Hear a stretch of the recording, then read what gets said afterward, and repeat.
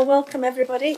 I think this is going to be a long meeting. There seems to be rather a heavy agenda, so we'll try and get things rolling as quickly as we can. Do we have any apologies? No apologies. Any declarations of interest? No. Right, so we'll go to the minutes of the last meeting. Rather than go through it page by page, has everyone read them? Has anybody got any comments? We don't have an item which says matters arising, but I'd like to make a couple of comments. The paragraph above number 23, which says that the council scrutiny meetings will be in place for 18 months, and recommendations will be presented to the council in March 21. Don't you think that's rather a long way ahead? Don't you think we should have opportunity to make positive amendments further, you know, rather than waiting all that time before you can make an amendment? Chairman, if I may, I think you'll find if we move on to, or when we move on to the scrutiny group reports later on, what I've proposed is that we actually start reviewing scrutiny in September of this year, which gives us 6 months in preparation for that March 2021, which is actually only 12 months away. Okay. From where we are now. Right. And then I'd also like to make a comment about the scrutiny matrix as at the bottom of the page. I've been researching Charnwood and their system for bringing items forward. It seems to be a much simpler process than ours. I have got a copy, which I'll let you have later. So those are my 2 comments. Does anybody else have anything? No? In which event then I will stick. Yeah, just linked to that last comment about the matrix. I know certainly we had a meeting, we discussed the matrix, didn't we, beforehand, and our view is what we don't want is the matrix to become a barrier to you putting forward suggestions. So to its support, we'll look at the matrix and see if we can make it a bit simpler, so it's easier for you to. Because in essence, what we're really after, the main thing is what's the subject matter, what are the key lines of inquiry, what we're trying to achieve, and that's really what we're trying to do. Good. I think we're happy with that. Right. Okay.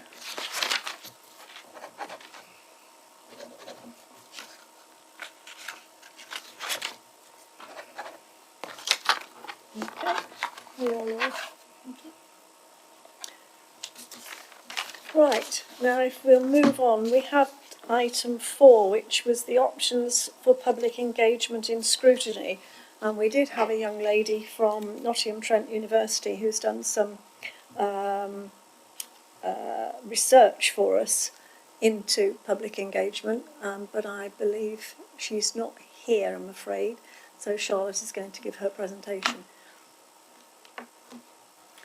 Thank you very much, Chairman. This item came about at the last meeting because Councillor Walker put forward a scrutiny matrix encouraging us to consider whether or not we could increase the public engagement in scrutiny.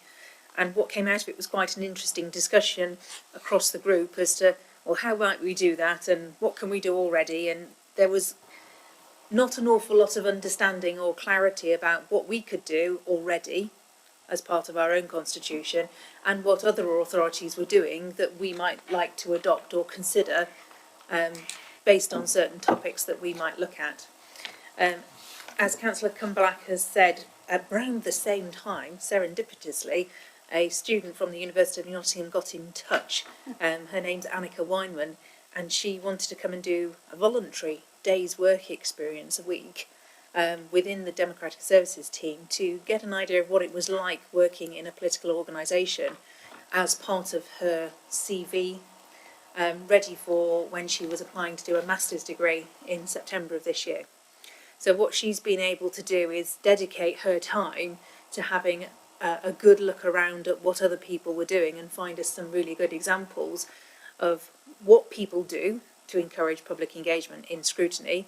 And then she's looked at how that might be achieved here. And then I've encouraged her to go and have a look at our constitution and say, actually, you can already do some of these things. So I'm not going to do her presentation justice, which is a shame because I was hoping that she'd be able to come and do it herself, but I will try my best for you. So Annika has found 5 different ways of involving the public in scrutiny. So going from the easiest level of involvement, so getting members of the public to suggest through a variety of different means items that scrutiny can look at, so things to put on the work programme. Getting their feedback either through social media or surveyed or in person on certain topics that we've got on our programme is option number 2. Then there's lots of evidence that looks at informal meetings, so that would be members of a particular scrutiny group looking into a particular topic, going off and holding some informal meetings out there in the community to inform their thinking and bringing that evidence back to the group. And then we have inviting members of the public to either come and speak at a scrutiny group and share their experiences, or even to provide written representations on a particular topic that is being discussed at the meeting, for that to form part of the evidence that the scrutiny group can take into account. And then we have the option of co-opting members, be they experts in a particular field, to participate in the discussion when you scrutinise a particular topic. So what Annika's done is she's found different examples of where this has worked to give you an idea of how successful these things can be. So in Northampton Borough Council for a number of years they have been holding, they've been inviting members of the public to put forward ideas for putting on the work programme. They do this using a programme called SurveyMonkey, which hopefully you're familiar with. It's web-based, it is just a survey tool. And they publicise that in their residents' newsletter and on social media. So last year they had 75 suggestions for potential topics for scrutiny, and then they were discussed at a group like this to see actually what's the evidence behind them and is there any cause for taking those forward. Can I just stop you a minute, Charlotte? Will we get a copy of this? We can certainly send these round, yes. Yes, because I'm just thinking Jen's busily taking photographs and I'm thinking we'll get a copy of it. That's fine, it's not a problem. Thank you. At the Welsh Assembly, they actually got their long list of suggestions down to 11 different options, which they then put out in a variety of different ways and asked the public to comment on, to vote on, and they actually scrutinised the most popular ones, the ones with the most votes. I mean, they got an awful lot of responses, but given the breadth of the Welsh Assembly, you would kind of expect that. So what this does is it ensures that scrutiny is focused on the topics that are relevant and of importance to the community. The second way that Annika had highlighted that we could involve the public in scrutiny is getting feedback. So when we pick a particular topic, it's on our work programme. Obviously officers go away and do what they do and bring you forward a report. We might bring in an expert, a partner, somebody else who can give you a presentation on whatever your topic is, but this is very much about asking the public for their feedback as well. So the top example there is from Wychavon District Council. Now Wychavon over a number of years are the best local authority at public engagement, have been for as long as I've been in local government. They do an awful lot, but they had a scrutiny topic on CCTV monitoring and they got nearly 1,000 responses to their survey which asked for feedback on how people felt that, why that was useful and where they felt uncomfortable with that.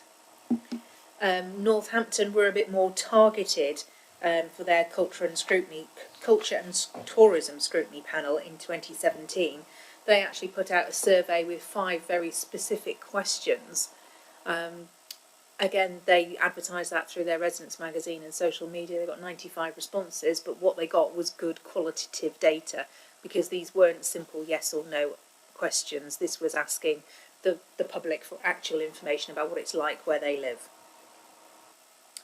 And then Oxford City Council did a call for evidence about the Oxford living wage.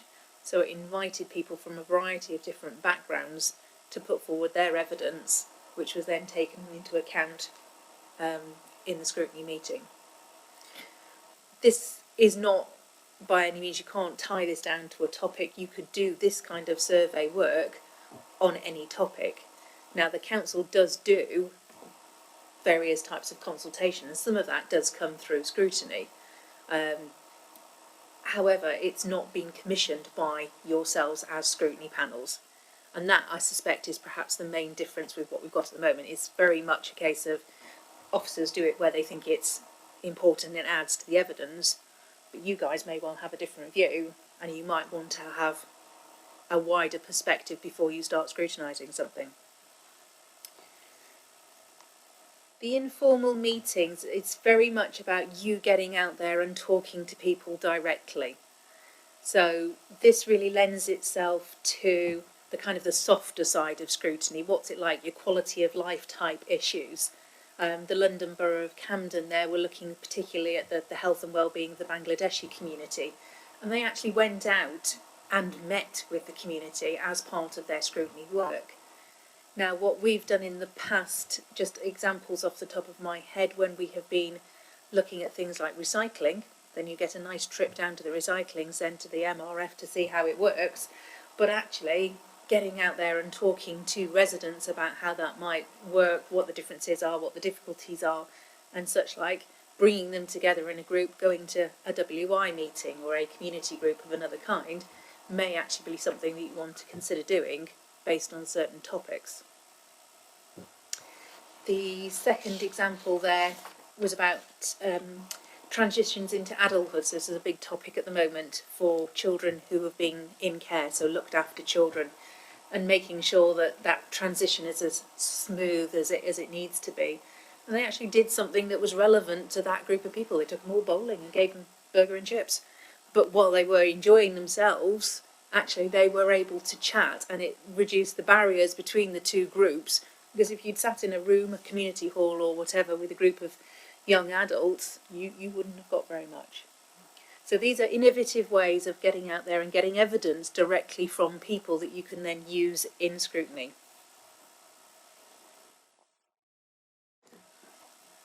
Now, public speaking. So one of the things that Councillor Walker covered when she did her scrutiny matrix was that we have public speaking in council and cabinet and planning meetings, but we don't tend to have public speaking at scrutiny. Now, some councils, and there are some examples up there, actually invite particular groups of people. So that the top example there from the Wirral, this was a very, very specific, narrow piece of scrutiny. It was one street where they had residents parking, and they actually needed to scrutinise that because there were some problems, and they got the residents in to talk about what the problems were on the parking, and then made some changes to the residents' parking scheme. So very, very, very narrow, but were able to talk to people directly. The second example there, a member of the public speaking about a personal situation. This was a gentleman whose mother had dementia, and by coming into the scrutiny meeting and being able to bring the topic alive, i.e. what is it really like to live with somebody and what help do they need, then obviously those people sitting in the scrutiny meeting were able to make much, much more informed decisions about how they could help and how their council could help. I'm not surprised that the closure of an inpatient ward at a hospital got people up and running. This is the kind of issue where people are going to, whether you want them to or not. But by inviting people in, you're opening the door and being transparent, and you're not going to end up with protesters when you come to making a decision saying that you haven't involved them and they haven't had an opportunity to make their views known.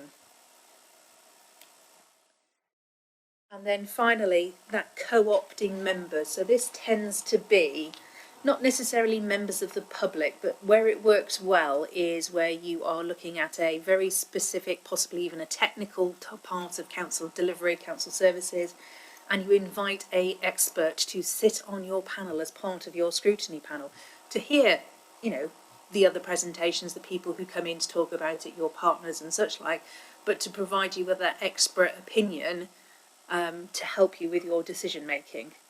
So the examples here are, the top one was quite interesting when you looked into it, because they actually replaced all of the councillors on the scrutiny group with children.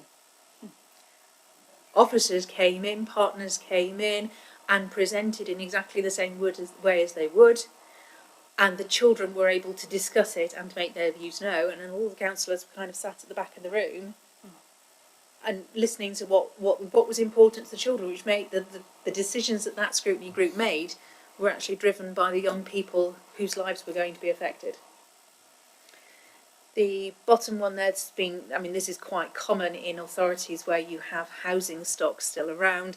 Those tenant associations actually have seats on the scrutiny panels for discussing housing issues and making sure that their views from their tenants are represented at that level. Now, Annika went and had a look at what some of our neighbouring councils do. All of them on that list have the making a suggestion to go on the work programme issue. They have various different ways of doing it, but there is an option there for members of the community to highlight issues of concern to them.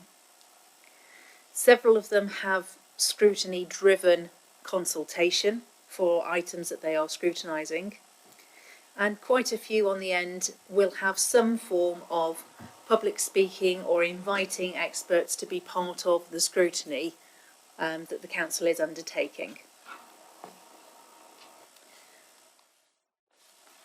So what could we do here? Just some examples of things that we have done recently. The PSPO, the Public Space and Protection Order, that was decided a couple of months ago, that had a survey attached to it. So it wasn't driven by scrutiny, but there is a consultation process there. It's actually a legal process that we go through, and we had a certain number of respondents to that. Blaby did one very similarly. They actually had a much wider survey as part of their PSPO that was about antisocial behaviour, and they used that information to make more robust decisions about their PSPO. I don't think that live streaming answers and questions on social media at Ashfield is going to work, but they had 10 questions that were discussed in the meeting, and like you get on sports commentary, they actually had somebody from their media team monitoring their Twitter and Facebook feeds and shouting out the questions that the public were putting in, and then the councillors had to try and answer them. And in court, but they had 5,000 people sat at home watching this going on. Now, I don't know what topic they were discussing, but it has to have been something very, very crucial. So Annika's picked up a couple of examples of things that we've scrutinised more recently. So at the Growth and Development Committee a couple of months ago, we had supporting and promoting economic vibrancy in our towns and villages. The same topic was discussed at New Forest District Council in 2016, and they had presentations by experts, meetings with shop owners and employees. They actually bussed a load of their scrutiny councillors down to the local town centre and spent a couple of days really getting to know the shopkeepers, the business owners, and also being able to talk to residents, on the street doing their shopping and such like. And Dumfries and Galloway, very similar subject, but that was more about tourism, again actually went out and spoke to the community, spoke to the business owners, and got some very good first-hand evidence which fed into and made their scrutiny exercise a much richer experience. The community halls discussed at community scrutiny group last time round. Lots of examples of people involving the public in in that kind of scrutiny. Now, I will say that the decision that's going through Cabinet, and has been for the last couple of months, on the Luttrell Hall, the future of Luttrell Hall, there's a massive consultation exercise connected with that. But again, it's something that's taking place outside of scrutiny and is officer driven. That's due to go to Cabinet next month. So there's lots of consultation in that. However, we could have actually done some of that work driven by scrutiny, and I believe that officers did do some work and brought it forward as part of the report that they did. So this stuff is happening. It's just whether or not you want more of it as scrutiny. Would it be interesting for you to have that information? Will it help you make your decisions and such like? What's most interesting is a lot of this stuff you can already do. So these are extracts from our constitution. So each scrutiny committee, subcommittee, I'm going to send you the slides. You can actually already within the constitution have 2 non-voting co-optees on your scrutiny panels.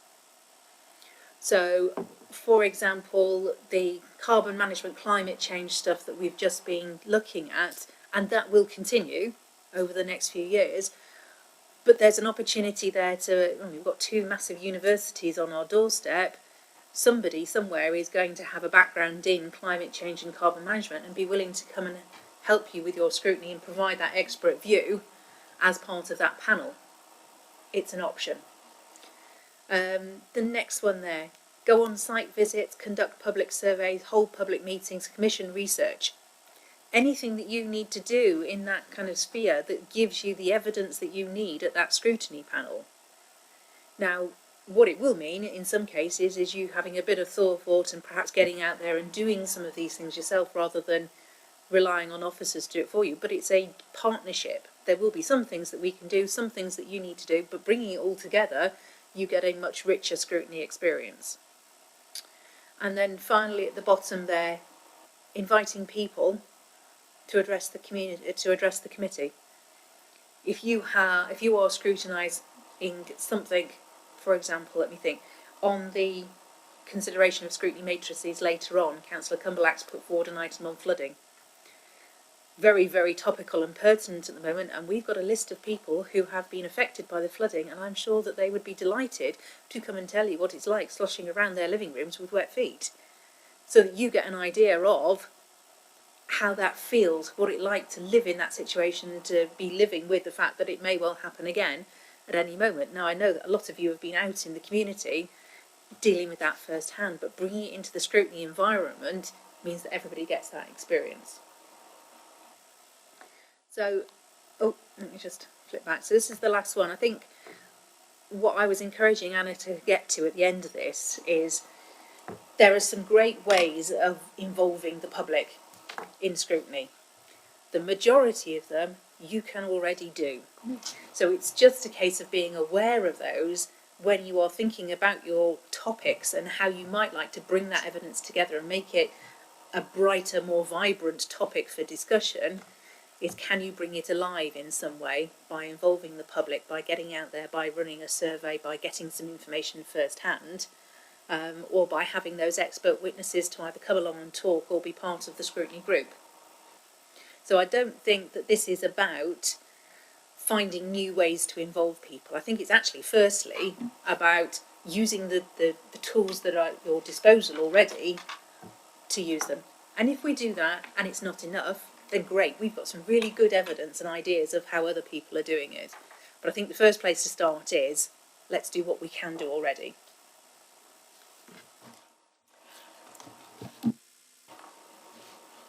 Thank you, Charlotte. I think, as you've said, I mean, our constitution says we can do these things. We were already aware when we set off on this scrutiny journey that these were things that we could do. Certainly with bringing in professional experts as witnesses, and as you say, where necessary, members of the public, if that is going to provide us with information. I don't think we really need to invent the wheel. So I'm not sure that we need to scrutinise this topic in this particular form, because I think we're already doing it. I don't know what other people think. Councillor Clark. Yes, I think we've already, both you and Charlotte have already made the comment. We do have the facility to do most of this at the moment. I think perhaps what this probably does is serve as a reminder to us, an aid memoir of what we are able to actually do with it within the terms of the Constitution. Some of the things that were suggested and mentioned earlier on in the presentation, what I would be a bit anxious about is the process becoming too formulaic, and rather than having the flexibility. I mean, what we have at the moment is we've got the facility to be flexible. If we're scrutinising paper clips and we need to speak to a professor expert on paper clips, we'll get onto the university and we'll invite, Professor Paperclip, can you please come down and give us some evidence? And we're able to do that at the moment. And I think that gives us that flexibility. So I think we've just got to be a bit careful about digging a hole for ourselves or creating too much of a monster that starts rolling. We think, well, this is out of control, because at the end of the day, we are elected as councillors to perform a function, and this is a scrutiny function to scrutinise the activities of the council. And there's a danger that we start sort of going off in lots of side alleys, whereas I think the Constitution as written already gives us that flexibility.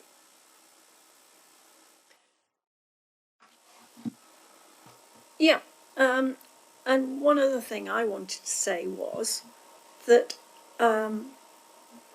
as councillors, we were elected to represent and be the voice of the people. And in fact, scrutiny items that have been coming forward, we've got dog fouling, for example, and the one that I've brought forward about water and flooding. Where have they come from? They've come from people we've been talking to. Certainly the people we've waded through the water with have said something needs to be done about this. So we have put that forward, and that is what we were elected to do. So I think we already have the systems in place to engage with the public. Councillor Bansal.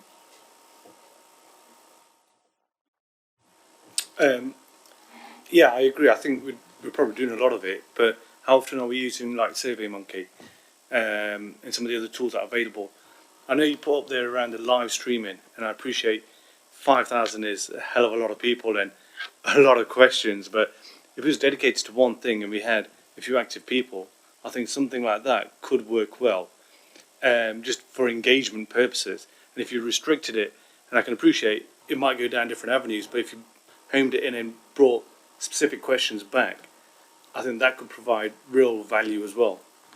So I think, yeah, I agree, but I think using some of the tools that have been mentioned a little bit more would be good. Peter. Yeah. I think the phrase I would use for this is horses for courses. You know, you've got the tools. When you're doing your topics, for some of them you might need to see a witness, for some you might not, or you might want to do a survey. But I suppose when you're scoping out what you're doing, you need to just be. I think Councillor Clark used a phrase. It's an aid memoir, really. This is just to remind you those tools are there.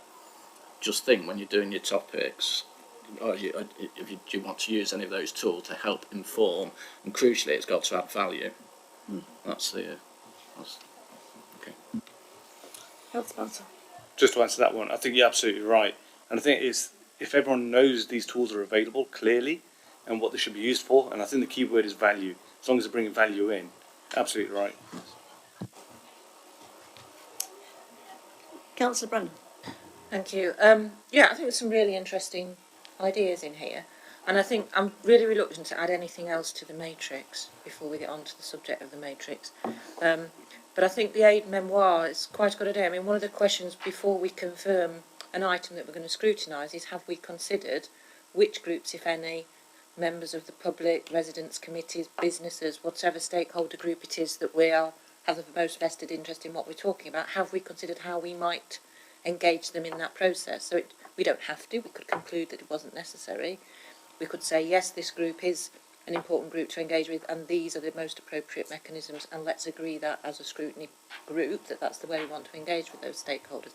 So it isn't a necessity, but it's something that we are prompted to think about when we're agreeing what our topics are. Are there groups that we should invite? Are there groups we should engage with, and how best we do that? I think that would be a good addition, and it would simply remind us that we've got these tools available to us already. Have we considered how we're using them, and if we should be using them for this particular subject? Are you suggesting that whoever puts forward the topic for scrutiny should actually be answering that question at the time they flesh out their topic? Or suggesting it, and then we as a group can agree whether we all agree they're the most appropriate people to talk to, or groups of people to talk to, and that's the most appropriate means of achieving it. Right. Oh, Councillor Wheeler. Thank you, Chair. I think what's shown there from the presentation and what people decide there, I think we actually need to scrutinise how we currently are engaging the public before. I think at the minute we're sort of jumping ahead of ourselves, actually looking at what we currently are, how we scrutinise. We've talked about a bit there. For example, you've got Russian reports. Is that effective anymore? Are we effectively using social media? You know, are we putting out there when meetings are? Are we saying, if you've got any feedback, here are your members here are the councillors on that committee, get in touch? You know, are we engaging in with all the communities that we need to be? And I think that's what we should be looking at first, and then sort of seeing that, right, if there are gaps, are we essentially not engaging people in the right way? What do we need to do to put recommendations to effect that? Like I say, public speaking at screening might be the way forwards, but I think first of all we need to see how we currently are engaging, if that could be done better, and then even if we tie that in together or go down separate routes. But like I say, for me, give me a couple of recent examples. I mean, the notice boards, for example, I remember a couple of months ago having to report that I went past quite a few of them, and it said the old council details from before the last election still on them. You know, so they hadn't been updated. Something like that, where if I was around the public scene and said, well, that's what the council think of me, they can't bother to update the notice board properly. Why do they want my views? You know, things like the social media. We've put out lots of great stuff. You know, lots of all goes on there now. You know, sometimes 3-4 times a day. But do we put on there? Corporate Overview Scrutiny Committee is on X date. Here are the topics, like we used to do. I remember a couple of years ago, it used to be all the time, but I've not seen that recently. We have seen a couple of times planning, but I don't remember seeing scrutiny groups. I think stuff like that we need to actually look at and say, you know, is there ways, what are our current tools we can engage better? Because like I say, I think like someone said, we might be trying to reinvent the wheel by looking at new ways to scrutinise, but actually we do a lot of things, but are we doing them correct? I mean, that's the whole point of us being here, to scrutinise that, and then, like I say, if there's ways to improve it, let's put in the process to do so. Would we have room for doing that? Have you got space, the time? I think it very much depends on when you would like to do it. If you want to do it next week, I'm sorry, I'm going to struggle. However, if it's something that you want to do later in the year and we've got enough time to pull together something along the lines that Councillor Wheeler was talking about, which seems very comprehensive about ways we engage with the community, then yes, of course. Councillor Walker. Yeah, I think I really enjoyed that presentation. Thank you for that. And what is she taking? What's her master's in? That was the question I wanted to ask. She's currently doing French and economics. Okay. And she wants to work in an NGO. She's Right. a German student. Wow. So her master's degree is in political science, or will be when she gets through to that point. You know, the informal meetings, I'm already doing this to a little bit. You know, when the PSPO kind of topic came up, Val and I did engage with the Friary. We'd already done that, and I never considered to ask them to invite them to a meeting. So thank you for making that clear, because we were kind of doing that anyway. You know, with the informal meetings bit, that was quite interesting. So that's something I could kind of do on my own, regardless of what's decided here. Would the borough support us in that? Like, if we had some sort of kind of, if we set up a venue, and is there support for that kind of like initiative? What do you mean? What do you mean support? Like officer support, or, I mean, anything, like, so when it says, you know, in the kind of the examples of the informal meetings, what would kind of thing would that look like? What would that One look thing Charlotte hasn't touched on is the resource side of this. A lot of those councils, quite big councils that have been quoted, not. So some of that stuff isn't applicable to us then, that was I'm listed? not saying it's not applicable. I'm just saying it's not something that we could easily do with the current resources. And clearly, we've got lots of other priorities, not just scrutiny. Yeah, no, I get that, I was just trying to gauge what it, you know, what was available, I suppose. Okay, I think it fundamentally comes down to when you're looking at your topics, agreeing what your strategy is, and then we'll take it from there. And that's what it will come down to. so when we look at our topics, do we engage someone when we're writing through a matrix, when we're kind of putting it to you, you guys okay it, and then that's when we say, right, I'd like to get some kind of people in. Yeah, well, it's not us. It's not us particularly okay in it. It's this group's okay in it. Obviously, make sure though. One thing I will say, and we're not specifically talking about the matrices at the moment, but I think it's important you do liaise with your respective executive manager, who's your lead officer, if you like, in your group, who can help advise you on that sort of thing. Councillor Clark. Yes, I think Mr. Linfield's just what he was saying was we've got to be realistic and practical and cut our cloth accordingly.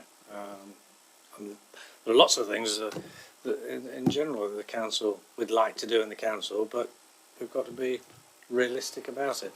I think really, as without trying to repeat myself too much, but maybe this could be you. Maybe not to put on every agenda because you're just extending the agenda as an aid memoir, but maybe at the first meeting of a year, put something like this so that it just reminds the scrutiny group as to what tools are actually available in order to carry out the function.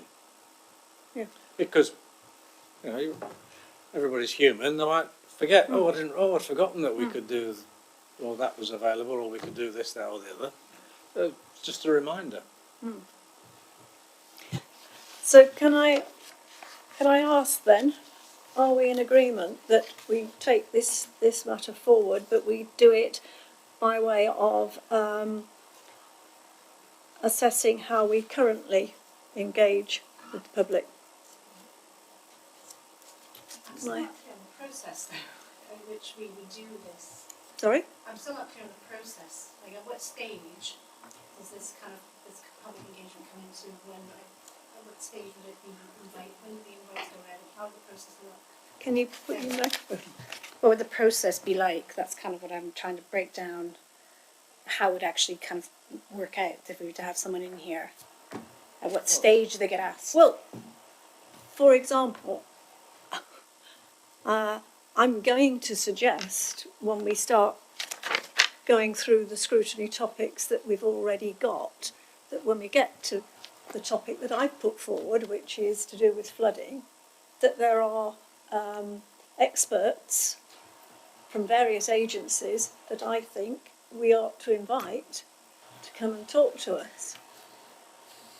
And it would be up to you whether you think we should have somebody who's affected by flooding. And then come the and experts, talk to us. when would the experts come in? To this group, or do they come in to say communities and things They like would that? come in Communities. So you to the decide at scrutiny which group that Scrutiny group. handles Okay. that particular scrutiny Thank you. topic. I mean, there is obviously the practical issue of we can invite people in, whether they actually come in is another matter. That's even offer financial inducements. But We haven't got the resources. we haven't, no. So can we have a vote then on whether we are going to take forward how we currently engage with public scrutiny?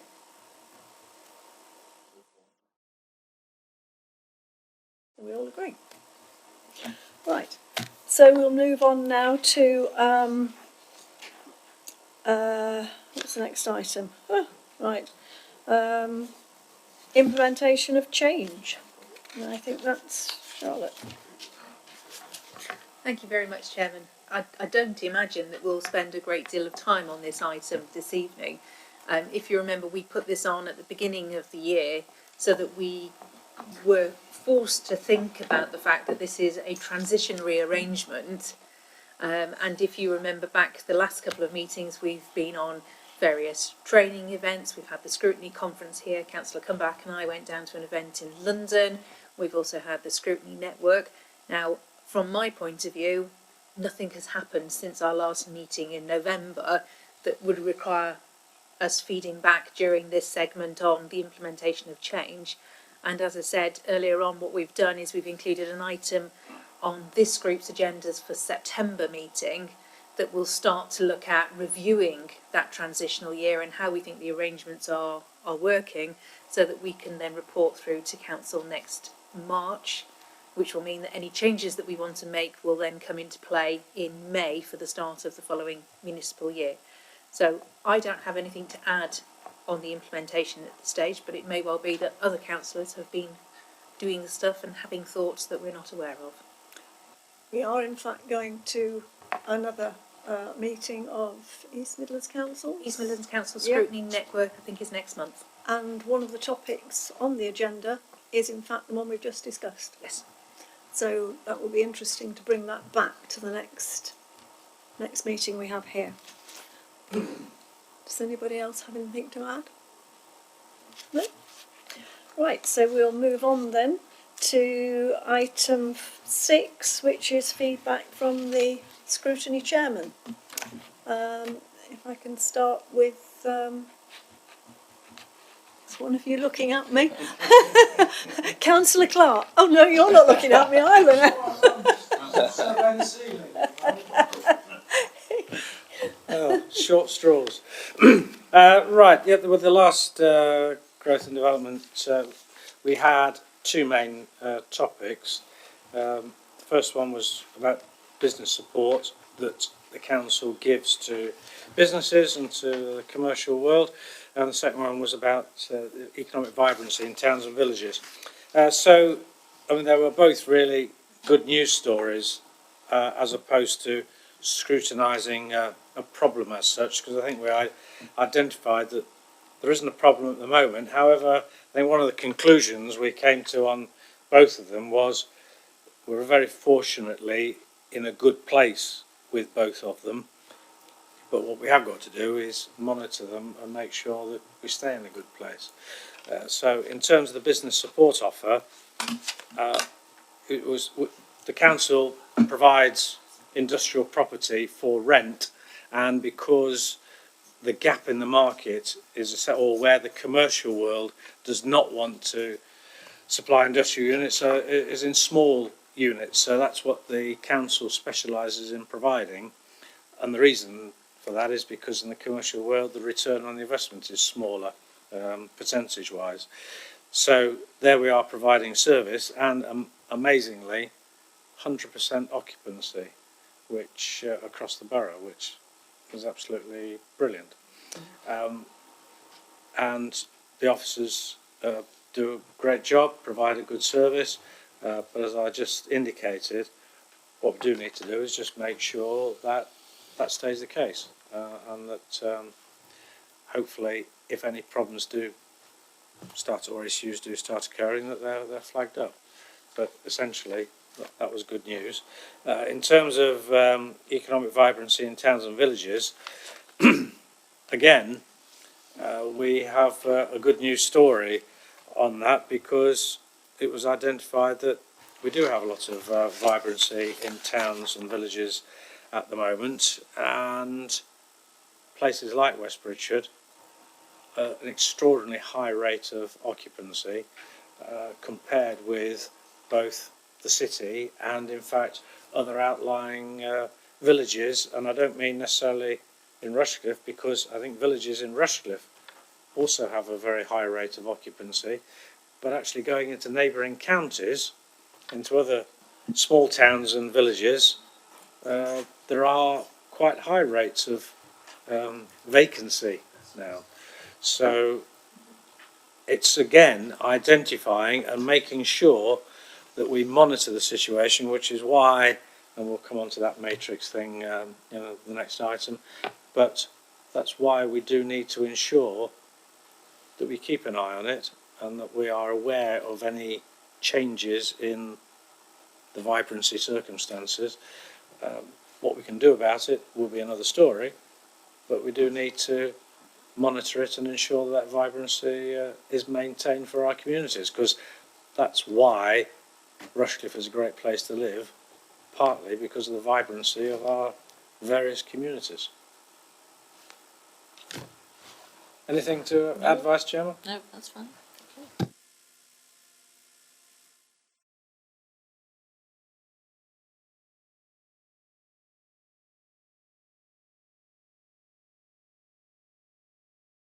I've got to turn it off first, that helps as well. Okay, great.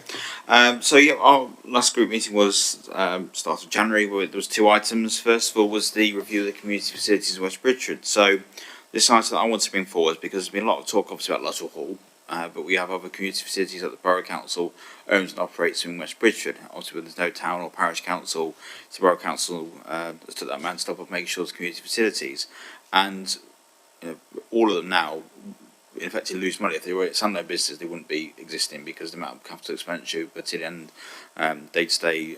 They lose money when you factor in the sort of officer costs and the time that goes into them and the facilities. I think it's important that we scrutinise it, because obviously, rightly, some members of the public, especially in other areas outside of Westbridge, might say, "Well, hang on a minute, why are we putting money towards you having community facilities that don't make a money no one wants to even use?"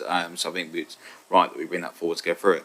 I think what showed was that there are a lot of issues currently. For example, you've got like Luttrell Hall, where upstairs there's been quite a few refunds because people are hearing, if they're upstairs running around downstairs, people ask for refunds because it's disturbing their meetings. I think it was Julian Carr Pavilion where we condemned going upstairs because I think it's the staircase or the upstairs floor, I can't remember which one. So we've got community facilities there that quite literally is falling apart. We can't even use part of it. And of course you've got Julian Carr Pavilion and West Park Pavilion, which are literally next to each other. So, and they both lose money, both need huge capital expenditure amounts. Should they exist in the current form? Should they have one facilities? I think it's important we went through it. And again, we reviewed as well, comparing to a lot of the other community facilities around the area that are run by private individuals or other groups. And I think it showed that we do charge quite a high price.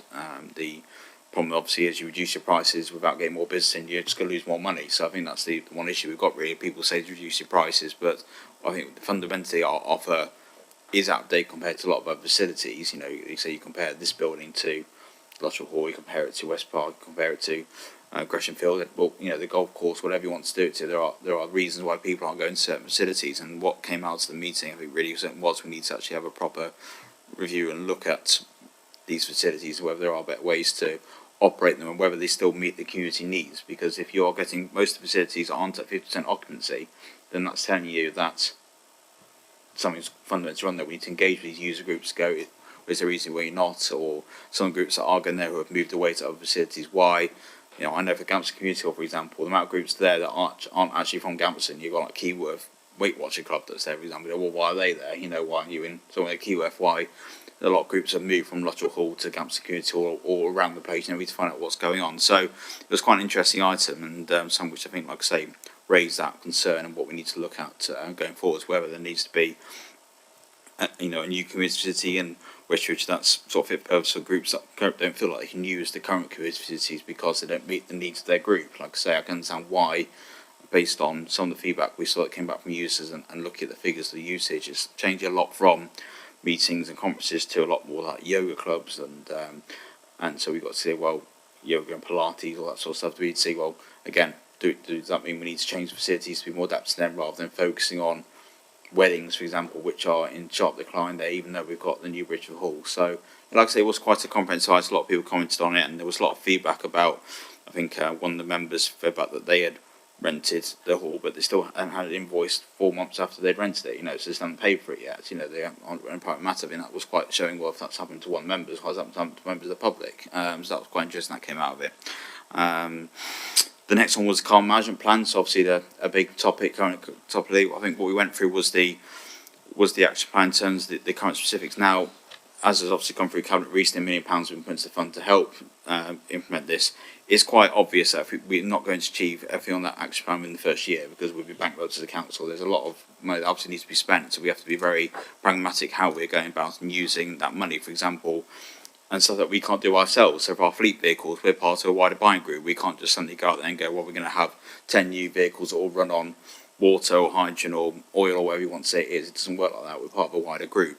And also at the same time, it's about engaging as well, what we said with businesses and with stakeholders. Say, as a council, we can't limit what we can do. Obviously, stuff that we can affect, but we've actually got to engage a bit wider with members of the public, with businesses, to make sure we're on the same page, going that same way. Cause it's okay that we change our vehicles, but if all the businesses aren't doing their own thing or householders aren't, then we're not going to get to that thing as the borough.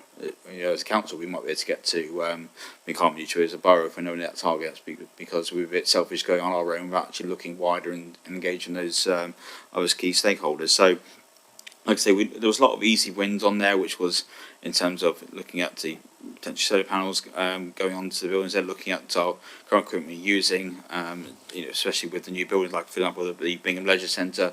There was no point putting items in there that we have to replace in 1 year or 2 years. We've got to make sure on the front foot with that. So of course it could cost a bit more money, and people will tell me off for that. But at the same time, we've got to be right to go, well, actually, will we save money long term by putting that capital expenditure up front? It's going to save us money and get us that target at the same time. So I think that £1 million is, like I say, it's a start. It's not obviously not going to get us there. Like I say, it's going to cost. When we add up all the items on there, and I think, like I say, Peter would have had a heart attack. It was 30-40 million pounds we sort of needed if we were going to implement all that in the first year, which again was never going to happen. I was going to suggest at the meeting just for you, Peter, but Dave talked me out of it. So, like I say, that's part of the plan. We're going to keep reviewing that, seeing where we're going. I think there's a officer working group at the moment that goes behind the scenes looking at what they're doing as well, which will report back for the action plan to the group. So we'll keep working forward. So those are only 2 items. They're very meaty. I think we didn't finish on 9 o'clock. There was a lot of discussion on there and a lot of good points brought forwards. There's also, for example, wins, which was spaces like the Gampston Open Space, for example. I put forward that I'm more happy to plant 100 trees down there. There's loads of room down there, which the council now obviously owns that space. Let's do that rather than having those blank space. Let's go out to all the other members and say, where's our current council land that we could plant more trees on? That would help going there, rather than obviously we're doing great work with homeowners going there in terms of putting that there. But we've got to look at our own council. Is there bits of land which obviously would help maintenance long term as well? We're not having to cut the grass as often, but again, setting out a stall to go forward. So, like I say, really a good meeting, and hopefully we'll keep reporting forwards and that going forwards.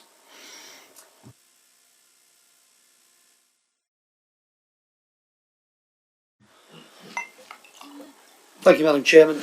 We had a very full agenda for governance scrutiny.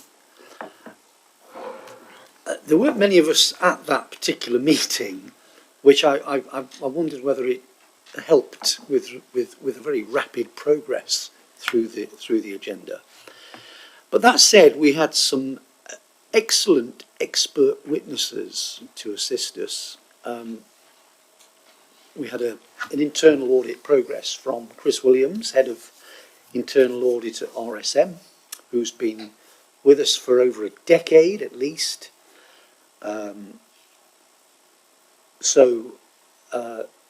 The reports that he's given over the years have been extremely detailed and helpful, and there's so much information given to us that it's very difficult to fire questions back from the report and the update.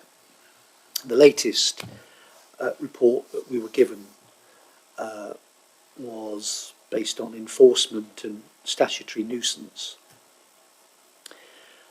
and Mr. Williams advised us that the next time he comes, which will actually be the final time that we see him, I'll explain later, will include a report on 4 assignments, which includes property leases and rent, garden waste, and main accounting function, which he expected to be completed by March.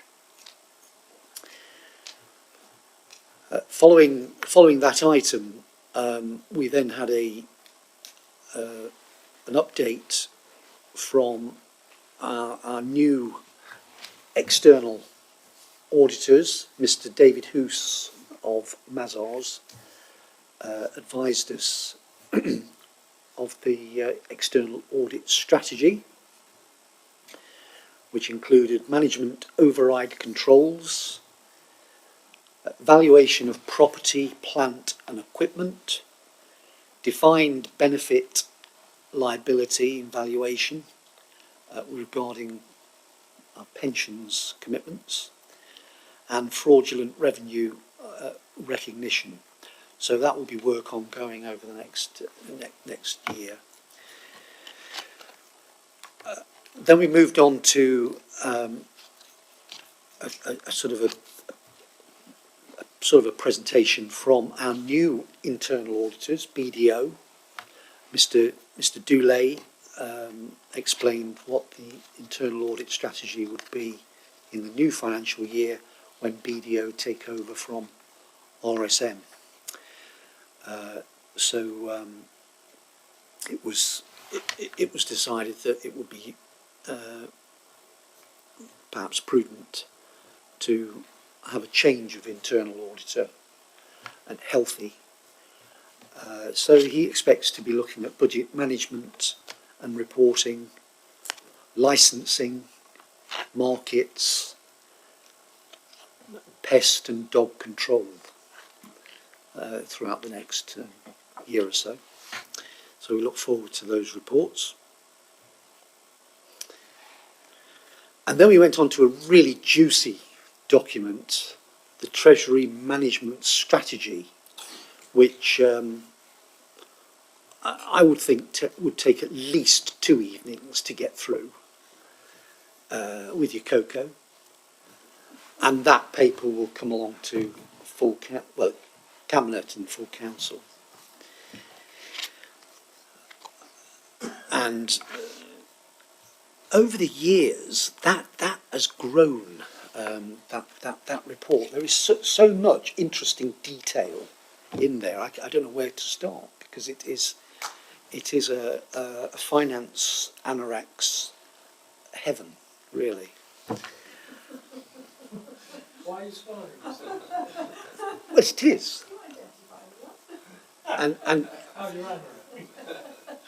Somebody's trying to praise you or call your name, Peter. I'm not quite sure which. Not at all. Not at all. It's a very robust document, and certainly very well crafted. And clearly, it demonstrates that Rushcliffe are in a very good place financially. And without going into too much detail, it gives the national economic background, very brief details of that, and then goes into very specific detail on various aspects of our strategies. One or two questions which I thought were interesting was we Councillor Stockwood noticed that the value of some of our buildings have changed, so he's asked for a clarification on that. There might simply be the market or whatever. But another interesting question from Councillor Verdi was there's so much detail in those papers that came out.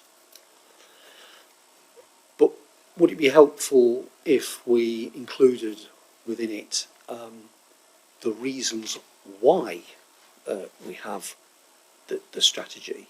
What is the overall goal? And I suspect just a page at the front to assist members of the public choosing to read that, it would give them an overall view of why we adopt a specific strategy and the particular instruments that we choose to invest in or use throughout, the financial year. Which I thought that's something that perhaps we could think about. But there really wasn't a lot to grab at because there's nothing wrong.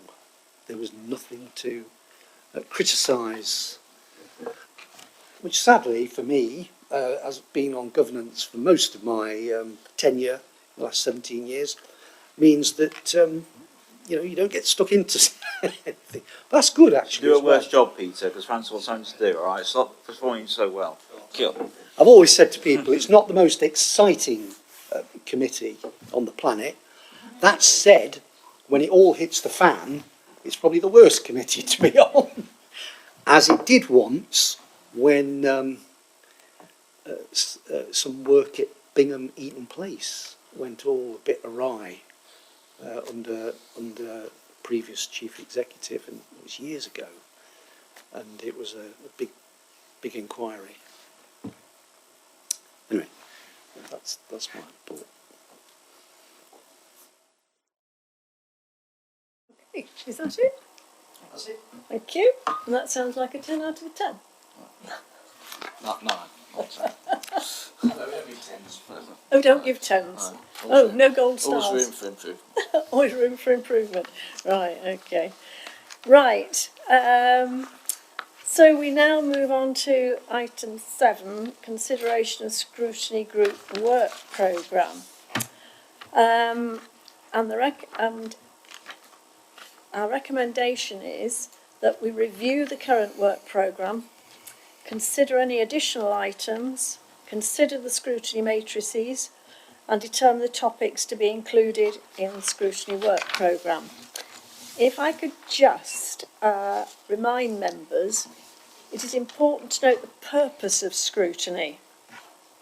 And it's to scrutinise a topic in more depth than the Cabinet can in advance of a Cabinet decision, with the purpose of informing the decision to be made by Cabinet. Investigate topics of concern to residents, resulting in recommendations to Cabinet with the purpose of improving council services. Monitor the progress of the corporate strategy to ensure that the council is meeting its stated priorities, and hold the executive to account on behalf of the residents of the borough to ensure sound decision making. I would also say items go forward or not for scrutiny, the decision being made by this group. Remember, it is your group decision. Right, so if we move to the work programmes,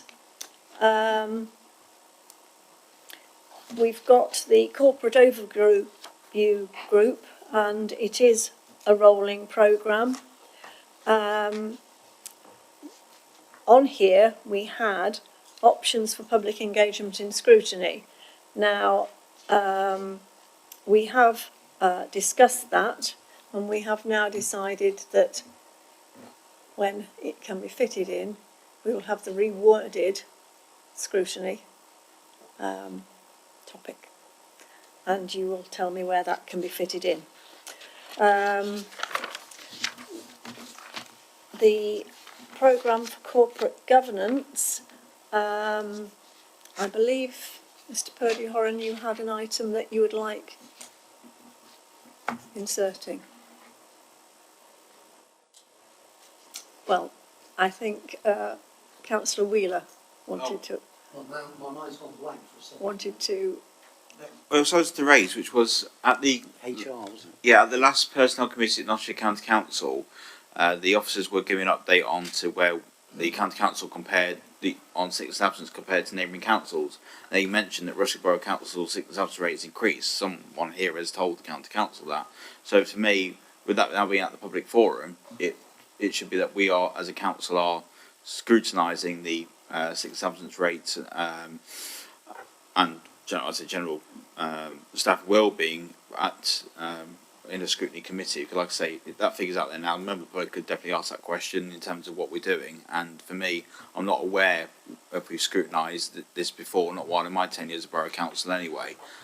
So for me, it would be something that would probably fit under governance scrutiny group. By the sound of it, just to see exactly where we currently are, what measures could be done to improve it. Like I say, with that being mentioned in that public forum, like I say, especially there, I think it's, even if it hadn't been, we should be doing it anyway. But I think especially being out there in the public and if it's increased, that to me is worrying. If it has, we need to look at, see as councillors what we can be doing to help support and obviously bring that down, because I think I've seen with my other hat on as county councillor the work that councillors have put into that committee in terms of helping not only the 600 rate come down, but actually supporting officers and members of staff working at council, I can't see no reason why we can't do it at the borough council as well. I was going to say, do you want that fleshing out, or you want it running through the matrix? Well, actually, that's not what I was going to say. I think when we get on to, and forgive me, my memory is not quite as good as it once was.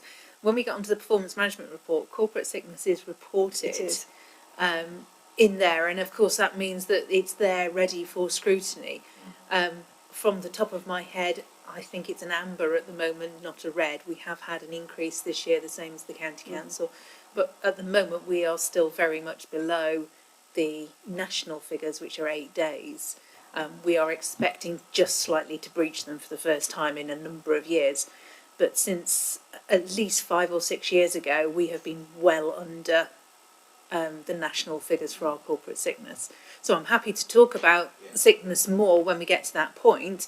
Whether or not you feel you need a particular scrutiny item on that, or whether the information you get through the performance report is sufficient, is perhaps for you to think about. Yeah, I mean, it's a very good point. We have a good rate in comparison to councils. Unfortunately, the way that was probably presented wasn't said that way. The council probably more of a deflection on the county council position more than anything else. But I think that's right that we scrutinise. If we're doing something really good in terms of what I'm sure we are in terms of that down, perhaps we should be saying to these other councils, especially other ones that are name dropping us, well, there you go, this is what we do.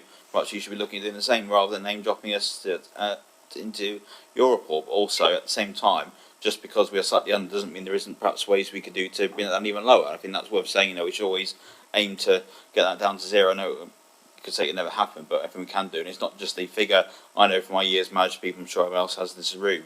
The underlying things we can still do to help improve morale. I know there was when they talked last year of unity and everything else there. Maybe that's affected things we don't know, but do we need to ask that question, see what way we can do and help engage just to bring that down even further? Because, like I say, I think the constant scrutiny in the management can stop it going out of control. Because I'm sure as officers, especially senior team, you're doing everything you can to do that. But obviously, you said at the moment you are very much stretched and you're being pulled left and centre. There's anything we can do as councillors, which is our job really as well, to make sure that the well-being of the officers is paramount. So I think we should bring that front and centre. Because, like I say, I know you say it's in there. It's probably tucked away, so to speak. In terms of everything else, let's bring that front and centre. Let's I think also send that message out to our staff that we do take it seriously as councillors, that we want to make sure that we are seeing anything else that we can do to influence and make that better. I think that's also something that my own personal view is we should be doing as well, to send that message out there. May I just make 2 final points, Chairman? So one, if this is an option that you want to take forward, scrutiny, yes, by all means fill in a matrix. However, I would like you to consider whether this falls under the remit of the head of paid service rather than an item for scrutiny.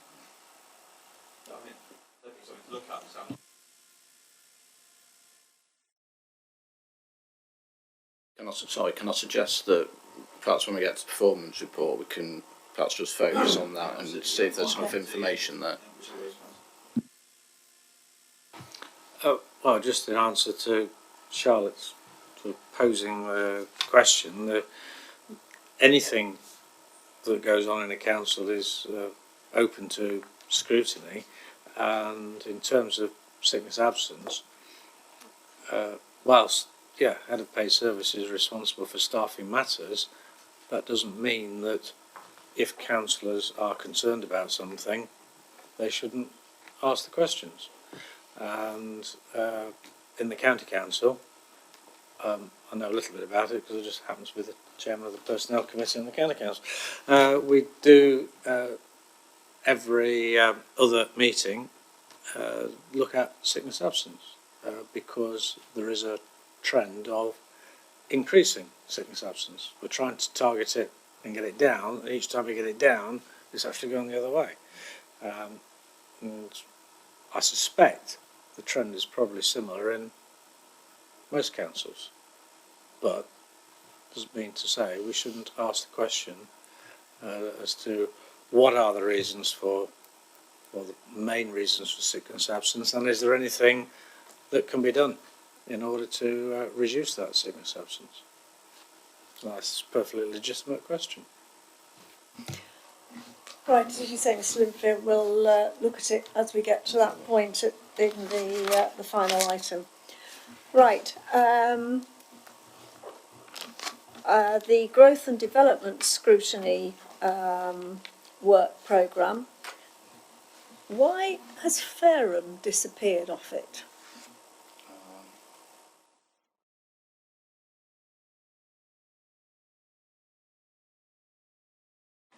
I don't believe Fareham was ever on it. I think the conclusion that we came to at the last meeting, and maybe it's something we need to go back and check the notes on, is that Fareham will have its own growth board, and therefore it needs to be allowed to establish itself and get moving before we even consider whether or not it's an option for scrutinising it.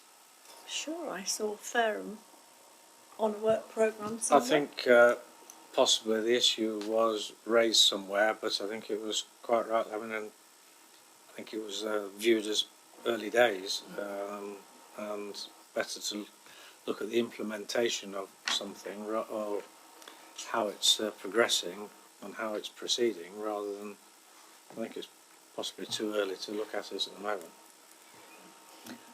Well, I don't know where I saw that then. Right. And then, sorry?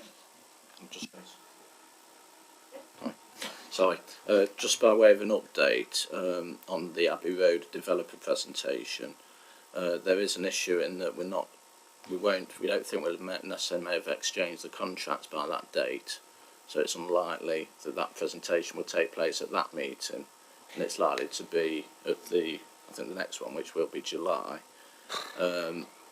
Now obviously we've got to talk through what the rest of the programme is. There's been a suggestion that potentially there's been one suggestion is about open spaces as an area to look at in terms of the management of open spaces, and potentially that could be something that could be put in terms of a topic, giving some background with a view to that, taking that forward. But clearly we need to review where you're at with the other matrices first, and if there's anything else that could go in. I think the issue we've got is it's not long to the 17th of March. Exactly. Only 3 weeks away, aren't we?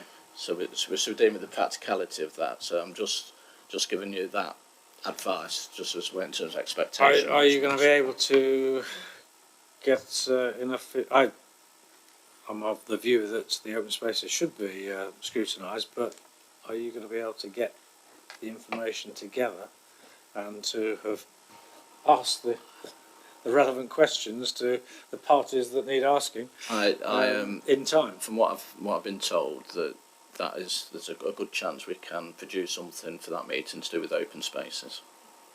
I mean, obviously you could speak to Dave about that, Dave Mitchell. Well, just by coincidence or irony or whatever, I did email Dave earlier on today to say I think we need to be getting together to look at the agenda for the March meeting, so that's pretty apt then, isn't it?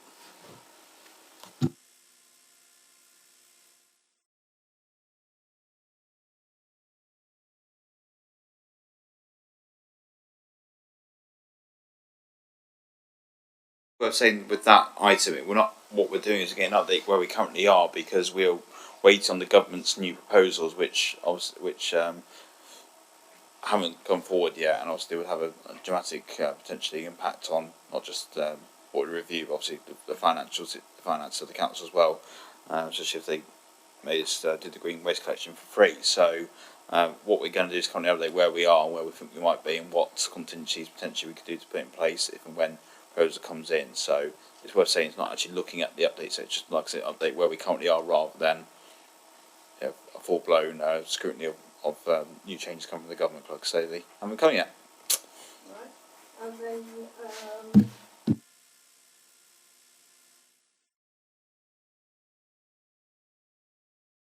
Yeah, so that's going to be the July one, because obviously it's come for the recent cabinet agenda item going through there. And then obviously if we agree today, we've got the other items gone around the fly tipping or whatever amalgamation that takes as a result of what we decide here today for our next meeting. But yeah, I think the airport golf course, it won't be a turn around that time, because a lot of work that needs to be done before that, and potentially even, unlike conversation today, talks with stakeholders coming in to talk about that as well, because it's going to be a very topical item, and I think it's got to have there's going to be a lot of piece of work needs to be done around that in preparation for that item.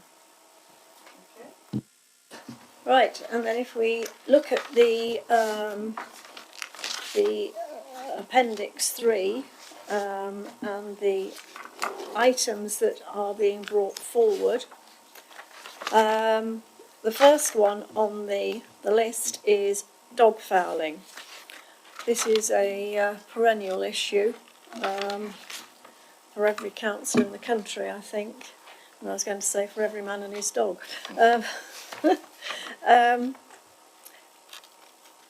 In itself, it's quite a small, narrow item, and I notice it is being proposed that it is combined with littering,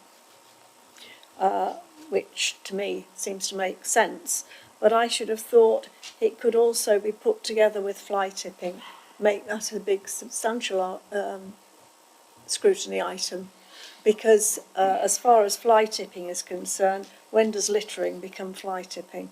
I think they should be put together. I don't know what anybody else feels. Councillor Walker. Yeah, that's exactly what I've written. I agree, they should go the same. I think we could look at what, if there's been an increase, we need to maybe look at why there's been an increase in these three things. Because I think you're right, I think they're completely linked. And I also think that may help with officer time to some degree. They certainly all do rely on the same group of people, yes. Yes, yeah. Councillor Wheeler. Yeah, again, got no problem with that, Chair. It's just about whether, again, our meeting's supposed to be 19th of March. If these items will be brought, if it will be prepared in time, that's my only concern. So I think that's what we just need to take Peter stay on this, where we think that the team will be able to put together, because quite more we're adding to it, obviously on the fly tip, which I'm assuming the officers have been preparing behind the scenes and knew that'll probably be going forwards there. But like I said, there's still quite substantive items. Like I said, I'm more happy to put it all together on the next agenda, but obviously at the same time I don't want to rush it if it needs a bit more time to get a piece of work together on the two items. Yeah, well, Well, I don't think we're talking about necessarily pushing them to the next meeting, are we? Well, the fly tip is potentially cancelling for next week, it's the second item, that's all I'm saying. So you're going to combine them all together. That gives 4 weeks to get the other two items prepared and added to it. So like I say, no problem with it being on the agenda 19th of March, because I'm not going to have to prepare it, so I don't mind. But it's obviously making sure that the team can do it, because again, like I'm just trying to say, I don't want to rush it just to get it to the one on 19th of March if it's not going to be ready in time to, so it's not properly scrutinised. it's well, I mentioned it to Dave Banks. It just might be that there might almost be a part 1, part 2 with the same overall topic.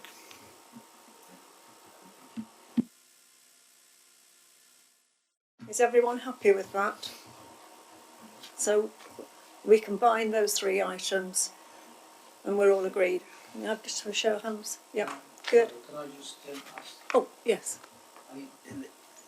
This is the sort of thing actually that we were touching on earlier in terms of public engagement, because I think it is such a hot topic every now and again that it's something that the public will understand in terms of what we're scrutinising. Some of the subjects that we choose to scrutinise, are not really on people's radar, but this is the sort of thing they understand, and getting them involved in some sort of survey or inviting comments, and not just doing a task and finish within 2 hours on one Tuesday evening here, but it might take 2 or 3 meetings to come to a sort of a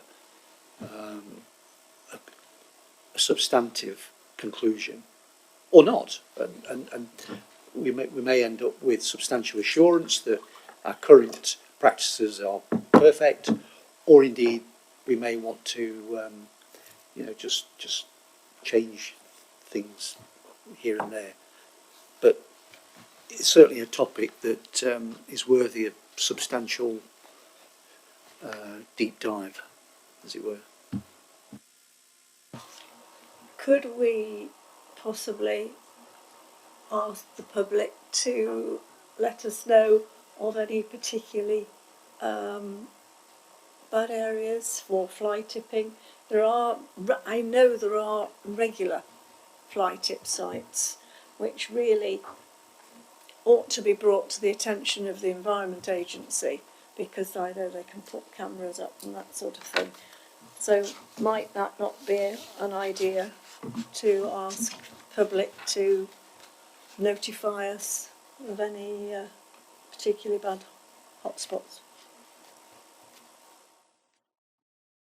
What's the timescale are we talking about? I mean, is there a which meeting is this going to be brought to? Sorry, it's due for the next meeting, so there's a lot of time for that. But my suggestion is, obviously, that meeting you can start. You know, as I say, if there's another follow up, that meeting will agree perhaps a strategy. Yeah. Yeah.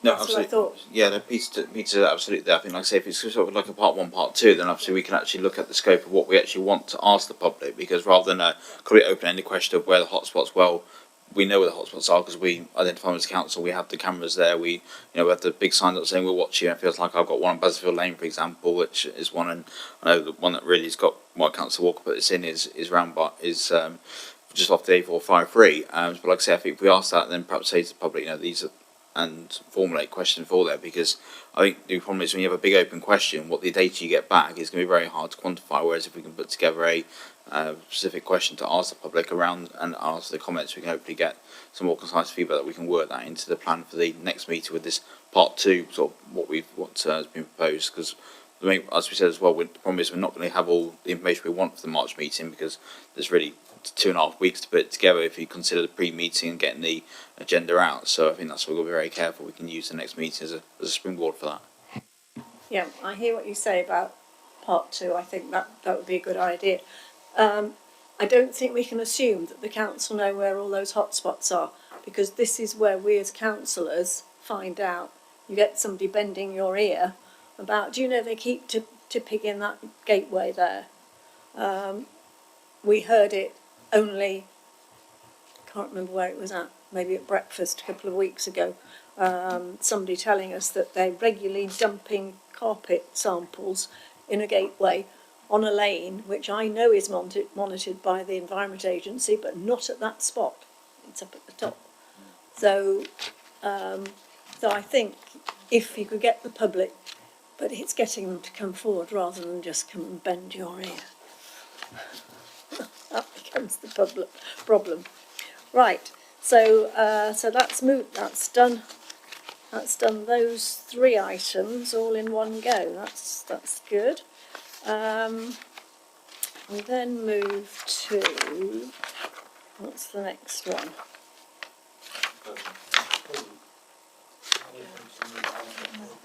Management of new developments. Sorry? Is that the list? Yeah. I've got it on, yes, management of new developments. Is that the one we're going to next? Yeah. It's not the order it's in the No, it's agenda. on the table. Yes, I know it's on there. Oh, right. Yeah, I've got it there, yeah. Which you have altered the title for. Which is 17. Thank you. That's what I was looking for, where you've altered the title. And you have altered it to... Yeah, look. Oh dear. I'm doing something I shouldn't have. There we are. Management of open spaces from management of new developments. Can I ask why you renamed it? Because our interpretation of the subject matter is that it is to do with open spaces and how they're being managed in new developments. Right. So long as we don't lose the element of the new developments that are coming forward, and that we make sure that we are learning from the experience of the ones to date. You have, we've talked about public engagement, and I have somewhere an email which has, here it is, which has an enormous amount of public engagement in it, in that they are outlining the difficulties they experience in Eastleigh. and the consequences of the way these areas are managed. And in fact, it's causing, it's creating, I don't know what you call them, ghettos, enclaves, and people are, they're saying, we pay for this, you can't come and use these swings because we pay for them. So we need to scrutinise this topic very carefully, but it isn't just the open spaces, it's what happens within planning, and what conditions are imposed. Sorry, Councillor Clark. Yeah, I mean, obviously you can discuss titles and names of things. I think perhaps it's the management of open spaces in new developments. But I think the critical thing is that the original concept was perfect in that where there are open amenity spaces in a new development, we didn't want the council picking up the tab and the liability of those open spaces. So that's why we make it a condition that there's a management company formed on each new development. So the intention was absolutely correct. But I think what we're discovering, and what you've probably just highlighted, is the unintended consequences of some of these arrangements, because it appears as though maybe some people have got very possessive or precious of those open spaces, and because they're paying a fee to a management company to actually maintain them, that they're saying, well, those are ours, so nobody else can come on them. And that's an unintended consequence, because the whole idea was that the open spaces would be maintained in, so that they were nice and people would want to use them, and they weren't an eyesore, etc., etc. So I think that's what we've, and I think we should be scrutinising it in view of the fact that there appear to be these problems. So we need to try and identify if there are these problems occurring. Well, how can we stop them, but also how can we prevent the situation occurring on any future new developments? And maybe we need to be looking at and suggesting that within the contract or within the condition on any planning permission, we say, right, well, the conditions put on that management company are X, Y, and Z. In other words, you haven't got carte blanche to increase the fees by 1,000% every year, or something of that order. Oh, I'm just, plucking examples out of the air. So we just need to make sure we're providing some prevention after we've identified what the consequences are. Thank you. Yeah, I think this is a very interesting issue, and I mean, had some slight engagement with it with regard to the David Wilson homes, in terms of who is responsible for cutting back a particular bush next to a particular garden fence. Is it the management company? Is it the resident? So there clearly are some issues, some small, some significant, and I think that it's obviously something that's going to continue to happen. We're getting more larger estates. It's going to be a consistent issue, and I think it is something that's worth looking at, and I think it would be very suitable for the sorts of measures we talked about in terms of getting some management organisations in here to understand how they work and what their expectations are, and getting residents committees in who have to deal with these management companies and understanding their issues and concerns. And it strikes me that lends itself very nicely to some sort of engagement with the key stakeholders in that subject. Actually, I think also what's important is looking at how we engage with these developers, like say in the past. So, for example, you've got legacy ones like, I remember the battle I had over the Gamps open space all those years ago, and I found out that the council cut some open space land that wasn't ours or Bovis, Ransom Strip and Compton Acres, but then wouldn't do the Gamps open spaces. I remember having that big argument all those times saying, wait a minute, how's that fair to residents? And we still have issues where, for example, Staveley Way, Bovis set up a management company rather than transferring that to the council, and then you've got the issues where I still get emails every week going, well, it's the council's fault for this, and they'll say, well, it's not actually. And then that Bovis, that management company sort of basically sublets out the management to another company, so there's and no one knows who to contact. I think it's looking at, making sure when these arrangements are put in place, especially on the planning, that there is a clear process, and not only that, so as part of the planning process, that there has to be conditions met what that management company is going to do. Because as you rightly said, this is the problem we have now. I've got something like Stavely Way was built over 10 years ago. I can't remember the exact date, 10, 15 years ago. Well, the next bit of the estate on Concourse it probably was turned out. The main estate was that, and then it was built after that. But you literally got the roads crumbling to pieces over there.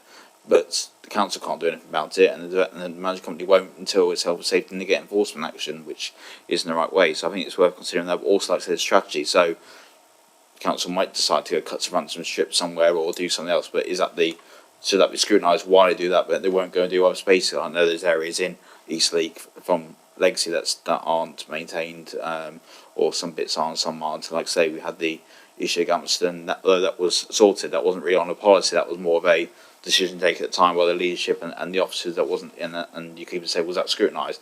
I quite like that arrangement. We don't need to scrutinise that. But you know what I'm trying to say as a member of the public. Have we looked at that and seen there better ways to do it? So I think we've got to bear in mind it's not just a new development. So quite a lot of historical issues we've got as well that perhaps need to be looked at and learn the lessons from them going forwards that can be taken.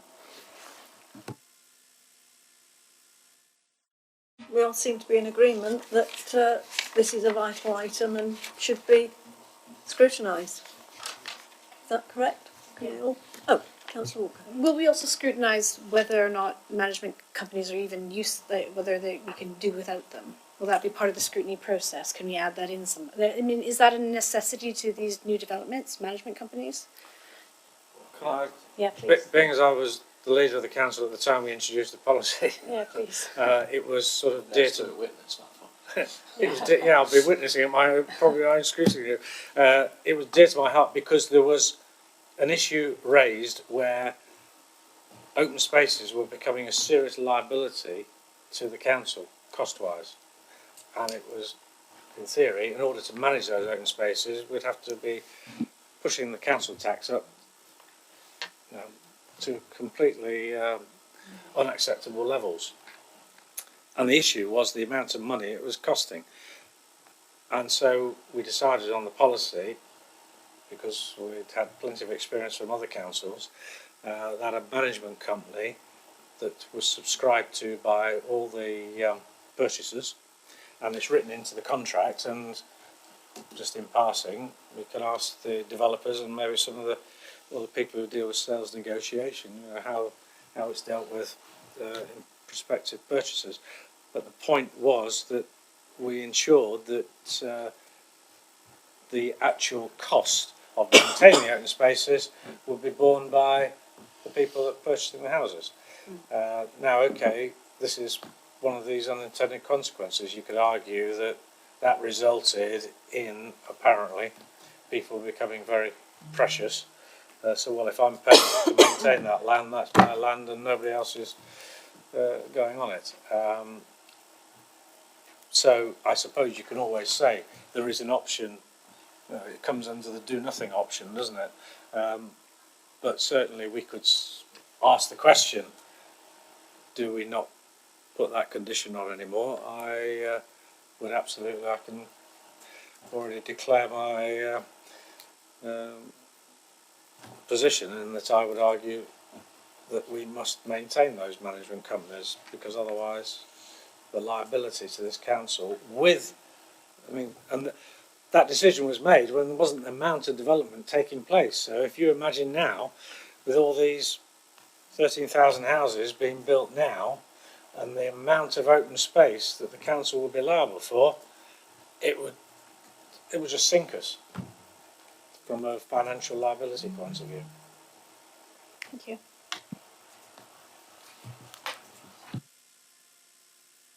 Yeah, so just remind that the intention is that this particular topic, well, certainly an introduction, and I suppose the more detail in terms of your scoping, more of that side the intention will be that's probably at the next meeting. Yeah.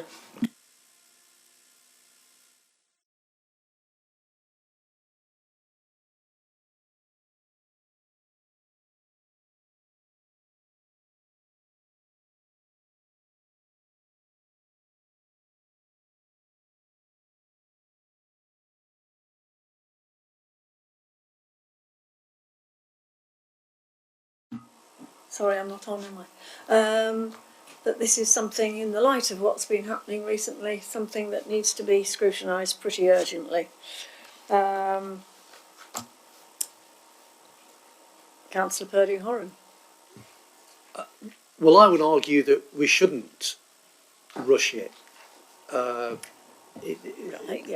Because there are probably lots of anecdotal stories that and again, it's a screaming out public engagement, and it's certainly an opportunity for this council to communicate that we are taking it seriously, and we won't rush a decision until we understand, to have time to get back responses and all the rest of it. I'm not suggesting we rush any decisions, and I actually am not sure.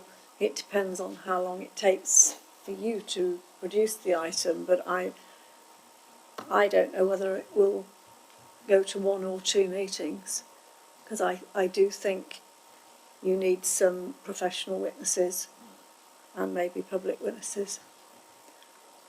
If I may, Chair, I think we've suggested the County Council, the Drainage Board, Severn Trent Water, as well as our own emergency planning officer really need to be brought together to provide you with the information you need to be able to scrutinise this topic. In terms of timing, a lot of those people are still quite busy dealing with the flooding. Exactly. And I think Councillor Purdy-Horan is correct. To rush this one would be very tricky. I don't think you'd get the kind of quality of scrutiny that you needed, because at the end of the day, as Peter's already pointed out, we can't force people to come to scrutiny. It's going to be a delicate relationship issue, asking these people to come and explaining what you're hoping to get out of the scrutiny and why we want them to participate. So I think that one's perhaps one that you need to leave with us in terms of timing, so that we can make sure that you get, 1, the people that you need, and 2, the quality of scrutiny that the community needs in order to get some resolution on this one. I think so. Whilst we're on this item and we're looking at the matrix, can I ask some questions as to why the star ended up where it did, and why the highlighted areas were where they were?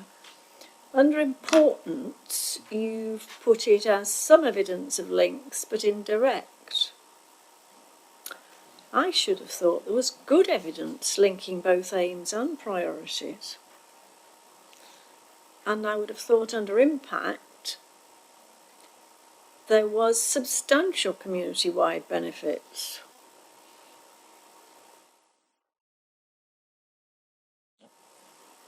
Disagree. So why is it being highlighted where it has? Well, that's the purpose of this group, if you want to challenge those scores, that's fine.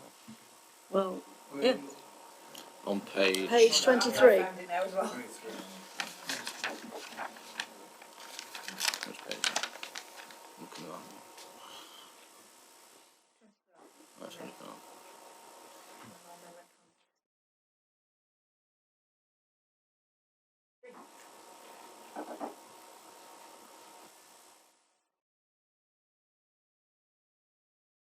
The matrix, the bit of the matrix at the end that Councillor Cumbrack is referring to, that looks at the importance and the impact of any particular scrutiny, is very, very subjective. It's not a good way of giving you much guidance, and if we're rewriting the matrix, it's perhaps one of the things I think just needs to go. It's not helping you at all. It's certainly not helping us. And it very much is a finger in the air as far as I'm concerned. The reason that it's highlighted in that way, in terms of importance, yes, bearing in mind what we've had over the last 2 weeks, this paper was written in advance of the recent flooding that we've had. So in the normal run of events, flooding isn't a particularly huge issue for this borough. However, the last 2 weeks have demonstrated just how catastrophic that can be, with very little warning. However, it's not linking directly to our corporate priorities. It's not in the corporate strategy, and that's where we're kind of looking at in terms of importance. This is what the council has decided it's looking at. Where does this topic link in? And actually, flooding doesn't, unless you're kind of very tentatively looking at your kind of sustainable development type things. If you think that the reason that we've got flooding is more of an implication to do with planning and more houses and things like that, as opposed to just a lot of rain. In terms of impact, you are looking at something that, even with the flooding that we've had over the last 2 weeks, we're looking at about 100 households across the borough, not 46,000 households across the borough.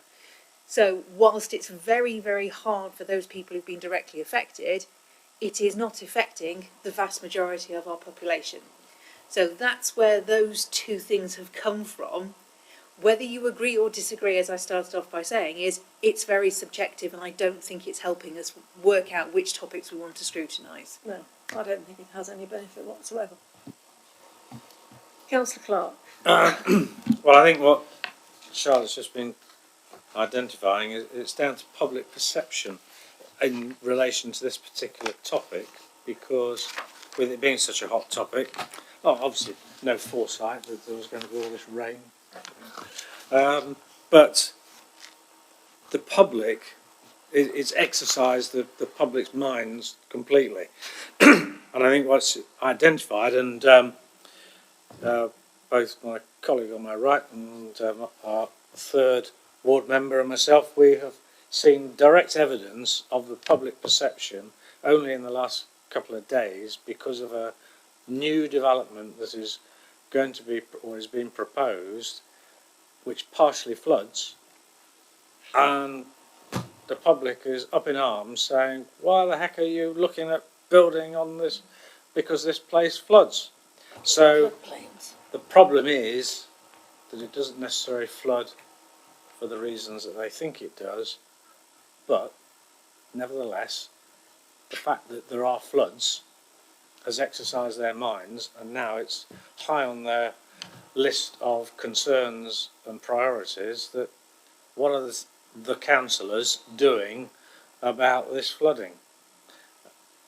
Sometimes, well, that's going to be an unrealistic accusation because there's not a lot we can do about the rain, but we need to be in a position to be able to react to the effects of all that rain and to minimise and mitigate it. So in that respect, I think we do. I think it's too early to look at it, because until everything's dealt with and until we can assemble the right facts, because I'm quite sure that every flood event has got different reasons for that particular bit flooding. So we can't generalise, so we've got to make sure we've got all the facts in front of us before we do look at it. But from a public perception point of view, it's right up there now. That's But right. it wasn't 2 weeks ago. That's the point. The thing, irrespective of what we've got on the matrix, the main thing is that it's going to be scrutinised. Yeah. Which is the end result of what we're after. But what I would say is we are reacting to a situation. We should have been proactive in anticipating. We have allowed properties to be built on floodplains without thinking about what was there first, whether there were drainage channels, whether there were balancing ponds historically. And we have just gone ahead and built willy-nilly, and we are not thinking. Look at the Dutch. They don't have floods. A lot of their land is below sea level. So we need to be proactive, not reactive. And that's why I would still say it should be under substantial community-wide benefits. Anyway, we have agreed. Oh, sorry, Councillor Purdy. To be fair to little old Rushcliffe Borough Council, I mean, I agree with you, but it's much more complicated because the Environment Agency should be in jail. You know, and Network Rail and all the rest of them, and the drainage. Yeah, absolutely. So it is complicated, but I do agree. The perception now in the public is that building is bad, and we've got to control that agenda and the communication, because building is not necessarily bad. As a more intelligent councillor said to me the other day when he admonished me for when I was talking about floodplains, my partner in crime in Bingham West said, there's no floodplain in Bingham. There's no river in Bingham. There are pockets of, a lack of maintenance which has caused it in Bingham, but in other areas it was something else. And so,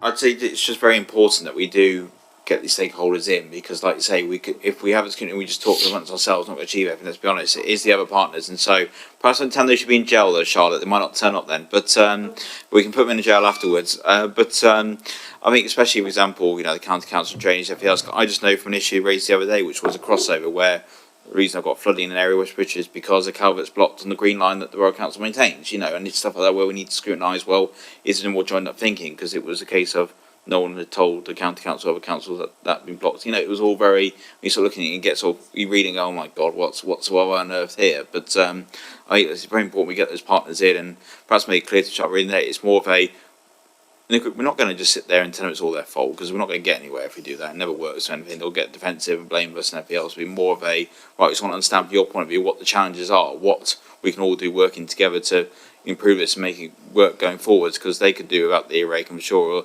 and the various amount of resource and money they're putting in now probably to fix it all. So we just say, look, we're trying to, as the chair said, be proactive going forward. So what can we do to learn from we go forwards? And that's going to be if it's coming under the community, I think it is, that's where we're going to lead it. It's not going to be right, it's a blame session, it's all your fault, tell us what you've done wrong and how you're going to give us a lot of money to fix it. It's not going to work like that. It's going to be worth to get a partnership. That might hopefully entice them to come in.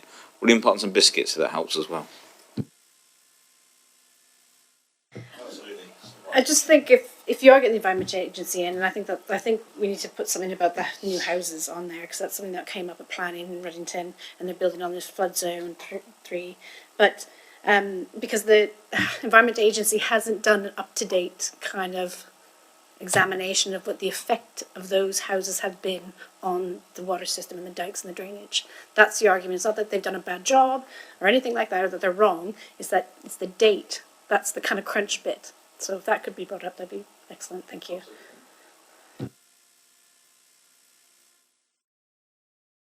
I was going to say in the wash. Yes, but in the scrutiny.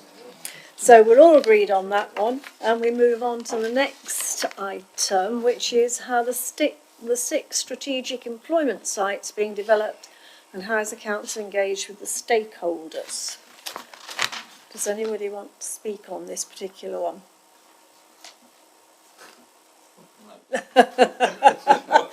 Oh, how did I guess, Council? Well, things it's got something to do with growth and development. The point is that these employment sites, we need to be sure, and we need to scrutinise that we're sure that all these things are being done that are listed in the initial questions to us. That's the point of asking the questions, and we want to check and be assured that what we are doing and what we're providing on these strategic sites is what is actually in demand and is providing the right sort of employment and business for the needs of, because at the end of the day you're building 13,250 houses, and people are always asking the question, so where are these people going to work? Now, okay, we are very fortunate in the fact that the airport and large site next to it will be taking an enormous number of people. Nevertheless, we have employment sites. We must ensure they are delivering for the needs of our business community. And so I think these are perfectly legitimate questions to ask. If I could say, a similar topic is being scrutinised by Charnwood. And I will bring you the paperwork. Councillor Brent. Thank you. Yeah, well, I obviously support the points that Neil's raised, and it ties in with the engagement with D2N2 LEP later on the list as well. So perhaps I could just join those two things together. And we place great emphasis in our strategic plans on supporting local business community and ensuring that this is a thriving, economically successful borough. and that we make great play by the fact that we support businesses, that we encourage people to start innovative entrepreneurial businesses here, and that this is a great place to do it. I don't know what D2N2 provide in terms of business services to small businesses. I don't know if it's what small businesses want. I don't know how much they utilise it within Rushcliffe. I have no idea. And I don't think saying, well, the Strategic Growth Board, well, the Strategic Growth Board is incredibly opaque as far as most small businesses and probably many councillors is concerned. So I don't know what the Strategic Growth Board says, and I don't know what the individual growth boards that feed into it say about what they deliver to the local businesses. So I think this is quite disappointing. And I think it suggests that small businesses and local businesses either in the borough or being attracted to the borough is not a key priority, because we're not scrutinising whether we're providing them with the appropriate services. Now, a lot of business support service is privately delivered, and that's fine, but we know from, for example, renting out business space, that there are gaps in the market. There's some things the market won't deliver, that there's clearly a demand in the borough from local businesses, small businesses, start-ups and growing on businesses. And I have no idea whether they feel they're getting a good service from the stuff that D2N2 provides through public funds or not. And I think both of these, whether the strategic employment sites are offering the right mix of units at the right sort of rates and rents, is appropriate for the needs of businesses coming into or already in the area. And I don't know whether D2N2 provide the services that businesses need. I'm completely unsighted on it. And I think for a borough council that declares itself to be one of the most entrepreneurial in the country and supporting and thriving local businesses, we should do. I actually found this really exciting, so I was quite surprised it wasn't included, because I thought it was a really exciting initiative, and I think it exactly kind of could involve the public in a really exciting way. So I'm agreeing with the two of you that I think you could bring in the public, you could ask the public what they want for these sites, you could have issues around procurement and how we can benefit local businesses with procurement. And I think there's a lot you could get your teeth stuck into with this. So yeah, no, I was kind of disappointed it wasn't included.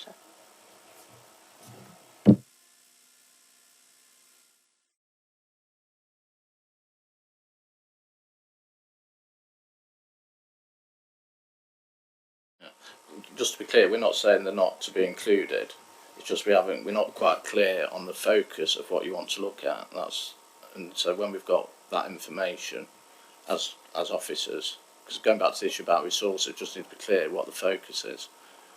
So my suggestion is, when we've got this new matrix, we'll get that completed, work with Councillor Clark, and work with Dave Mitchell, and then ensure they are brought back and it's clear, and then they'll be added to the agenda, no doubt.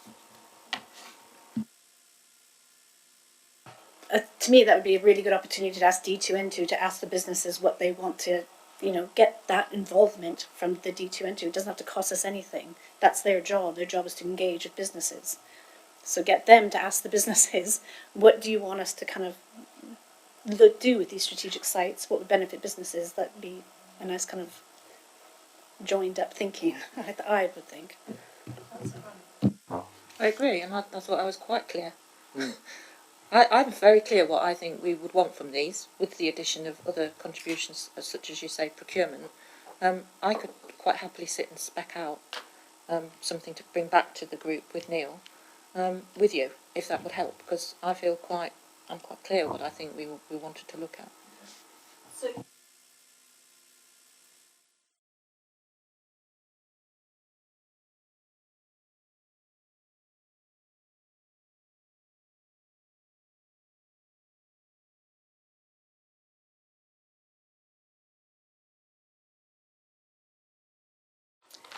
supporting town centres. Oh,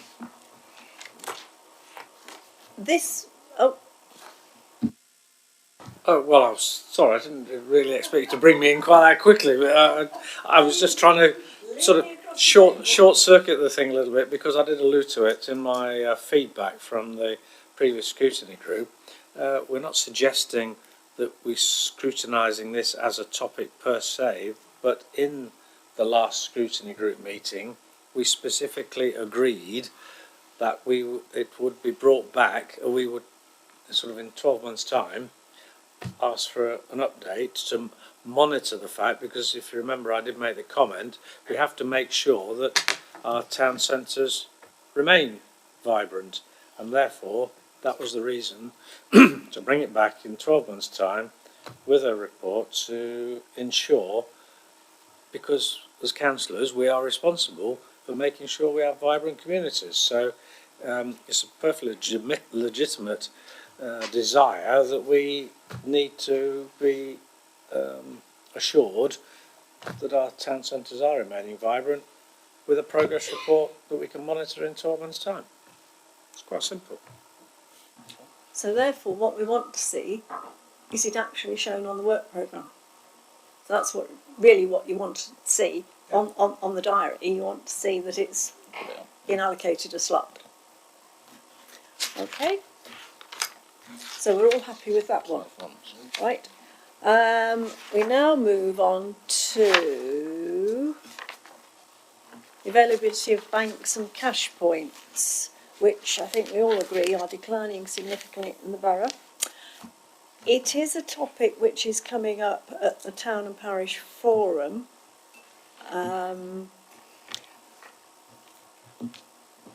Do we still wish to go ahead and discuss it for scrutiny before that event, or do we want to see how that progresses and what feedback we get? Councillor Brennan. Thank you. Yeah, I'm happy. Let's get it on the parish forum. Let's see. This was something that was raised in the meeting, and it was more of a question: is this an issue, and is there anything we could reasonably be expected to do about it? And we explored some ideas, but I think if we're moving forward some of these other big issues onto this particular group's agenda, then I think let's take it to the parish forum. Let's review at a future point after that whether we still think there's sufficient material here for us to usefully examine, if you're in agreement with that. So everyone seems to be in agreement with that. Good. And that leads us back on to the subject you've been discussing already, D2, N2 and the LEP. We refer the group to the comments we made a few moments ago. Exactly. Did so. As well. So I think what we're saying is, yes, it needs fleshing out, and we will bring it back then for scrutiny.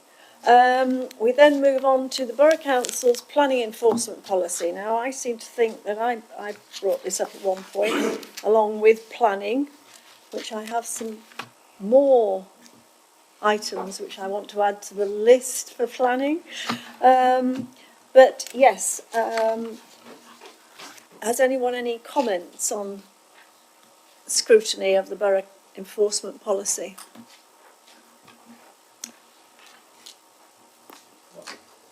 It needs doing. Well, absolutely. And I recognise we're back to the problem of resources again. The issue will probably be, you need to get that balance right. The council's resources in providing the planning enforcement function, but this is something that can be fleshed out, and we need to be looking at it, because so often people say, how have they been allowed to build that, or why are they building it like that, and why isn't somebody doing something about this, that or the other? So I think that's a legitimate question that the public often ask, and is of public concern. So I think we should be looking at it. Is planning enforcement not statutory? Oh, thank you. It's discretionary. Well, So somebody could build what the heck they like then, and nobody could get away with it because nobody's enforced it. Like the man who built the house behind the bales of straw. Your strategy is discretionary. I remember that it's very loose, isn't it? Rolls around, you just to make sure something's built, but actually having a proper service in place or strategy in place to actually relate to that. That's the problem. It's quite a woolly area from what I remember. Discussion with when I had a respect to application in my area for years ago, Sweetown, it was a very woolly area. That's why they wanted to, I think, as well, beef this up a bit. Well, yes. Couldn't So agree more. is it? That, I've always thought that it was statutory. If you read the matrix, I know what it says in the Matrix, but that's not the Constitution. Is it in the Constitution that it's discretionary?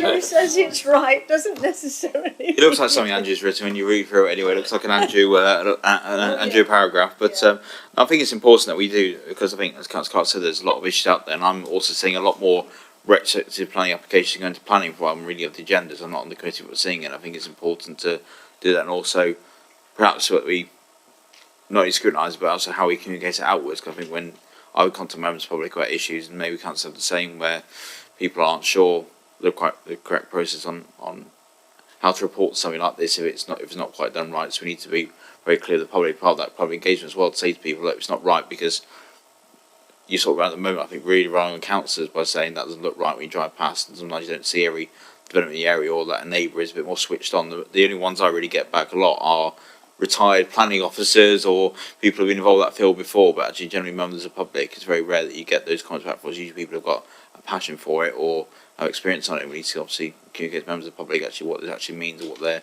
rights are, I think, to feed that back in.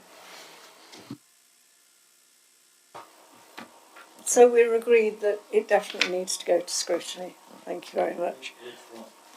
Sorry? Oh, which group are we going to send it to? Well, I should have. I would suggest that growth will be better. Community's got quite a bit on the agenda as it is. Yes, it has actually. Yeah, absolutely. Oh, well, let's scrutinise that decision. So it goes to growth. Right. Before we move on to agenda 8, can I just query something I realised I didn't query? Going back to the dog fouling matrix. Now, correct me if I've misunderstood, but reasons to reject topic, you put, is it part of a legal process? And you said no. Well, dog fouling you can be fined for. Civil, isn't it, rather than legal? That's still Also, the legal scrutiny process. proposed is not about, it's not about the fining, it's about dog fouling itself.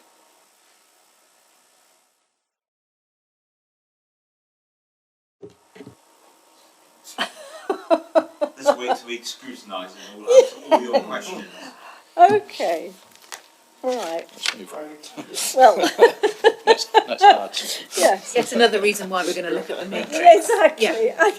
As I say, it's not helping anybody It isn't at all. At all. Not with- No. No. Now this- it's actually being used properly, its deficiencies are clear for everybody to see. It's raising some very silly questions. But I suspect whatever matrix we use will raise silly questions. Of course it will. Yes, it's going to be controversial. Right, so we now move on to finance and management. And I thought we were having a presentation from Sarah Whittaker. Unfortunately, Sarah's not here, so I have to do my job. So. I just didn't find the papers.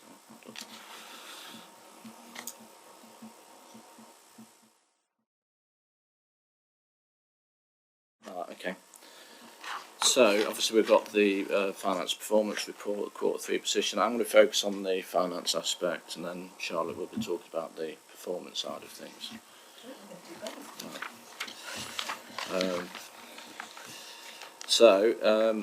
In terms of the overall performance, we're looking at a £906,000 worth of overall revenue efficiencies. Now, the overall, when you look at the variances on this, they aren't really too dissimilar from when we last reported.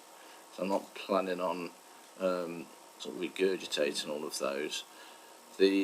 What I will say is that, and Councillor Wheeler sort of focused on this, was things like some of the pressures we do face going forward. So whilst we've got £906,000 underspend, we've got certainly a lot of risks and challenges going forward. and so things like climate change, which just focus on, that's a drop in the ocean based on some of the demands that are coming out of the climate change matrix and the report that will be going in relation to the climate change group as it goes forward. So in some ways it's good that we've got that. One thing I will say as well is that, and it's mentioned in when you see I don't know if any of you have read the budget report that's gone to Cabinet yet, but obviously you'll be picking up the full council report. There's £100,000 of that £906,000 is being proposed to go into reserve to help with some of the development corporation work, and obviously that is quite a significant. Those of you that have been to the presentations on the development corporation, I'm sure are all well aware of the significance of that particular project. So that's mentioned in this report, but it's also mentioned in the budget report that's going to full council. And in terms of capital, there's a significant underspend there of £17.8 million, and those variances in particular are covered. I'll take you to paragraph 4.7 of the report. That lists the major variances. So in particular, the Bingham Leisure Hub, whereas the project's going to be, much of the spend's going to be in 2021. So you've got £4.6 million there, for example. But those main variances that relate to capital are stated at 4.7. So overall, whilst overall we're in quite a good position financially, we can't rest on our laurels going forward, because we've got all these various risks. So we've got things like climate change, there's business rates changes that are anticipated this year and how that might affect funding streams for local government, and even certainly in the Boris Johnson, he mentioned pre-general election they're looking at potential significant changes to business rates, because you're all aware of the issues with the high street and all of that. So I suppose it's really going forward our fit for purposes business rates, and that will create a challenge. And for us locally, obviously with the power station, with that potentially closing, and that's going to also have an impact. So there are some significant financial challenges going forward, but so having these sort of revenue efficiencies, that they'll go into reserves, but they help with insulate us against some of those challenges going forward. That's the finance bit. If there's any comments on the finance side at all, I'll take those now. Otherwise, Charlotte, you can talk about the performance. Thank you. So I'd like to draw your attention to paragraph 4.12 on page 40, which just gives you a very quick overview in table format of the performance of both performance indicators and key tasks for both the corporate scorecard and the operational scorecard at this quarter. If you can see right at the bottom of page 40 there, we flagged up concerns in terms of number of pavilion, community hall and playing field users, and you'll see in the appendix on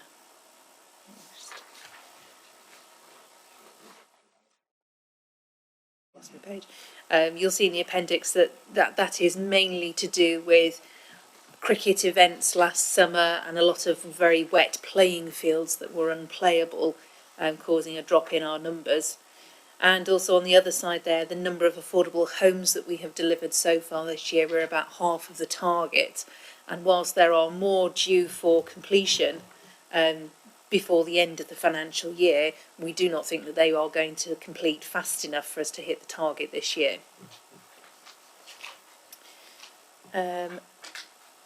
Moving down onto page 41, we have flagged up in the operational scorecard householder planning applications, which we've talked about before in this meeting, and again I'll reiterate it's important to have a look at that one in comparison with some of the indicators on the strategic scorecard for major applications which are performing 20% above the target that we are set. It doesn't help householders, but we are looking at a planning team that is very much up against the cosh, working as hard as they can in a very, very difficult environment. burglaries, robberies, vehicle crimes. I don't know how many times I've sat in this group and its predecessor and said, we don't set the targets for these indicators. We fail on them year after year because they're set by the PCC. And in comparison with other places, actually our performance in these areas is not that bad. However, it's always going to be an issue because at the end of the day it's crime and it has a big effect on members of the community. However, what we do as a borough council to publicise the staying safe, keeping your lights on at night, not leaving your belongings out in your car, all of these communications campaigns that we do make a difference. And obviously we do things like the bike lock scheme, marking of your bikes and your valuables and things like that. So where we can, we are trying to improve the safety of the public. But I don't believe that we will ever hit the targets that the police have set for themselves. We have also got under that operational scorecard the percentage of calls answered within 40 seconds. I remember when this target was set about 15 years ago, and you've got to kind of look at it and go, do you know what, when was the last time you phoned your gas company and got answered within 40 seconds? Or your electricity company, or your telephone provider, anybody.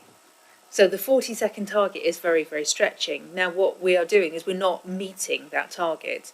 However, you'll be aware that our customer services have undergone quite a transformation in the last 12 to 18 months with the opening of contact points out in the community, which has actually increased the face-to-face footfall. So these are people coming into the contact points and seeking out our advice.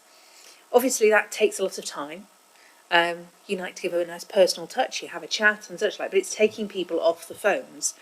And that's obviously having a knock-on effect on how quickly people's calls are being answered. So we are reviewing that situation and our staffing, especially now we've moved to Fountain Court in West Bridgford as well. What's interesting is that we've seen absolutely no drop whatsoever in customer satisfaction, which is still incredibly high, and that would be my concern. If we were seeing a drop in performance that was matched with a drop in satisfaction, then I'd say there was an issue.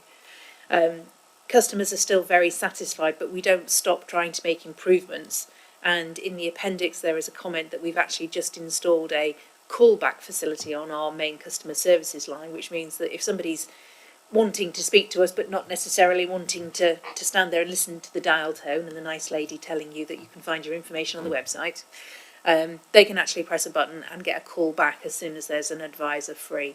It'd be interesting to see what an impact that has on our call waiting times over the next few months. Yes, I was going to ask, are we going to monitor that? Yes. And you'll come back to us and Yes. tell us. All right. Okay, has anybody... Oh, Councillor Clark. Well, just a quick minor query really on the operational scorecard appendix, page 65, just over halfway down, LINS 21A. The eligible households taking up green waste collection, the target's 72%, we achieved 72%, and the target was 72%, and the value achieved was 72% the previous year, and the long trend is down. So, if it's been at 72% since Adam was allowed, why is that not a sideways arrow or no arrow at all? Can't answer that one, I'm afraid. Thank you for pointing it out. All right, well, I was just interested as to why there was a long trend down. That was all. That's anyway. I mean, I'm not. It's to me, it's a good performance, but anyway. Yeah, interesting comment. Yes, thank you. I believe we were going... are you going to raise the issue of sickness? Oh, well, yeah, I've got a few points, so I'll contact that because I know some of them won't remember them. First about the callback option for the customer contact centre. Thank you. Is there is there a charge for that for the most probably reading that? Is it because I know some commercial companies will charge that function. Are we charging that at all? I don't believe so, no, but I can check and let you know. Okay, thank you. The on the performance scorecard about the income from the community buildings, I think we should put that in perception. It says no target set, but obviously as we heard from our community meeting, that's giving one part of the figure, not actually the cost what those buildings are costing the council. So if you were to read that, you say income generating community buildings 105 grand. So you go, great, we're making £105,000 when we're not. And I think we've got to make sure that's clear on those people understand that. Because like I say, if I was just reading that member of the public, I'd say great, because we're making £100 profit. That's great. What you're going on about Lodge Hall, level ones and everything else, you know, you're making money. So we've got to be aware of that one. So around the planning side, so I mean, like I said, I know the team are absolutely stretched. I'm meeting Andrew Pegman tomorrow about a few issues in my ward, and the main one seems to be that when we are telling people when the deadline is going to be for an application, and they're waiting a week or 2 weeks to hear back, and then hearing that the officer hasn't even looked at the application yet. So I just want to find out from our performance scorecard about the time it's taken to look at the applications. That target we set, is that a statutory target in terms of it will be with you in 2 weeks? I know there are such, I just can't remember off the top of my head the statutory obligations, or should there be a something put in place to look at whether the time we're saying will be an application looked at should be changed? Because if the team are stretched, all that's happening at the moment, I'll be honest, I've got 3 in my ward at the minute where the reputation of council is at low, because they're saying, well, you told me that's the date for responses, I got it in, I paid extra, and then I'm waiting a week, 2 weeks, 3 weeks to hear back. And I think we just need to look at where, if that can be, if there is a way we can amend it. If it's statutory, then we've got to look as a council the resource we're putting in to get that, all the communication with residents, because like I say, that's the problem at the moment. That's what, hence why I might be meeting tomorrow with Andrew about a few issues, just to try to repair that sort of damage, so to begin to get an answer back. Because like I say, to remember the public has spent thousands of pounds on application, because there's not enough staff isn't really an answer to them, which I can understand why. I'll be probably saying the same thing. And then about the sickness as well, but I'll come on to that in a minute. Okay, well, all I was going to say is that the question about the planning, it's quite a technical one that I wouldn't want to fudge. No, that's what I'm saying. I'm not saying it's scientific. We could perhaps look into ask the. I think it's interesting to everybody. So what I'll do is I'll get Andrew. I know you're seeing him tomorrow, but for the benefit of the rest of the group, I'll get him to respond to everybody. Okay, that'd be great. Thank you. And then about the sickness, I think it's just what I was saying on the points earlier. This is not the reason I'm not raised this is to use a stick to beat officers or anything else. There's something we need to do to improve sickness. It's actually generally look at as council what we can do to help. Like I say, it's the responsibility of the chief executive to look after that. Absolutely it is, but also it's our responsibility to give the tools to the chief executive to be able to manage our sickness or to bring extra resources in. I think we need to show that support to the team and to look at it. And like I say, fundamentally my issue is if we've been named by another council as having an issue, although it's on our front scorecard, how many members are probably going to read this report with great suspect? You know, they're just going to, if word comes out, it's used politically to say, well, there you go, the Borough Council, not look after the officers or the staff members there, it's gone up. And I think it's only appropriate that we do look at it. I'm not saying it has to be a lot like we do at the county every quarter or however often we look at it, but even if it's a once a year to look at to get a report and just see and basically ask the question to officers, is there anything that we can do to help support it? Is there anything fundamentally feedback you're getting from officers if it is about stress, if it's about a certain issue? That's something we should be looking at as councillors to support with. But I'll leave it there. Well, I think it's something that Pete and I need to go away and perhaps talk to Kath about and come back to you on. I'm quite prepared when we have the next performance report. We can just bring a bit, if you like, a small paper on it, if that's as part of the performance report.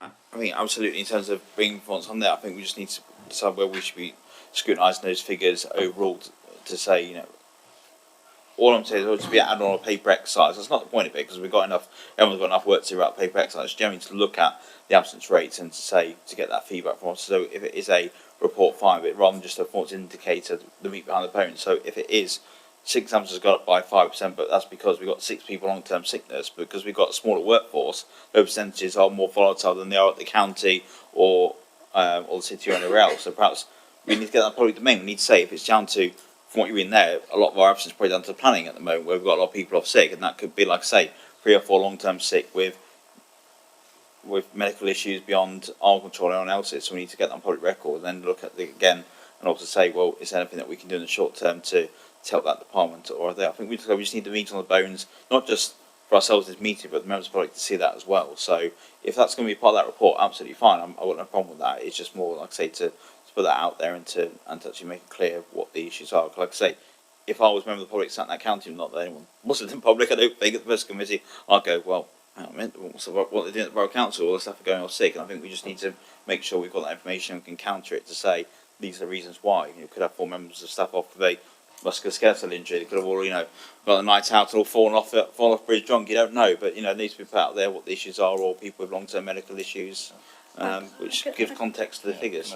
So, I mean, it's a valid point to make about the, if you like, the population size of the council, in terms of the staff.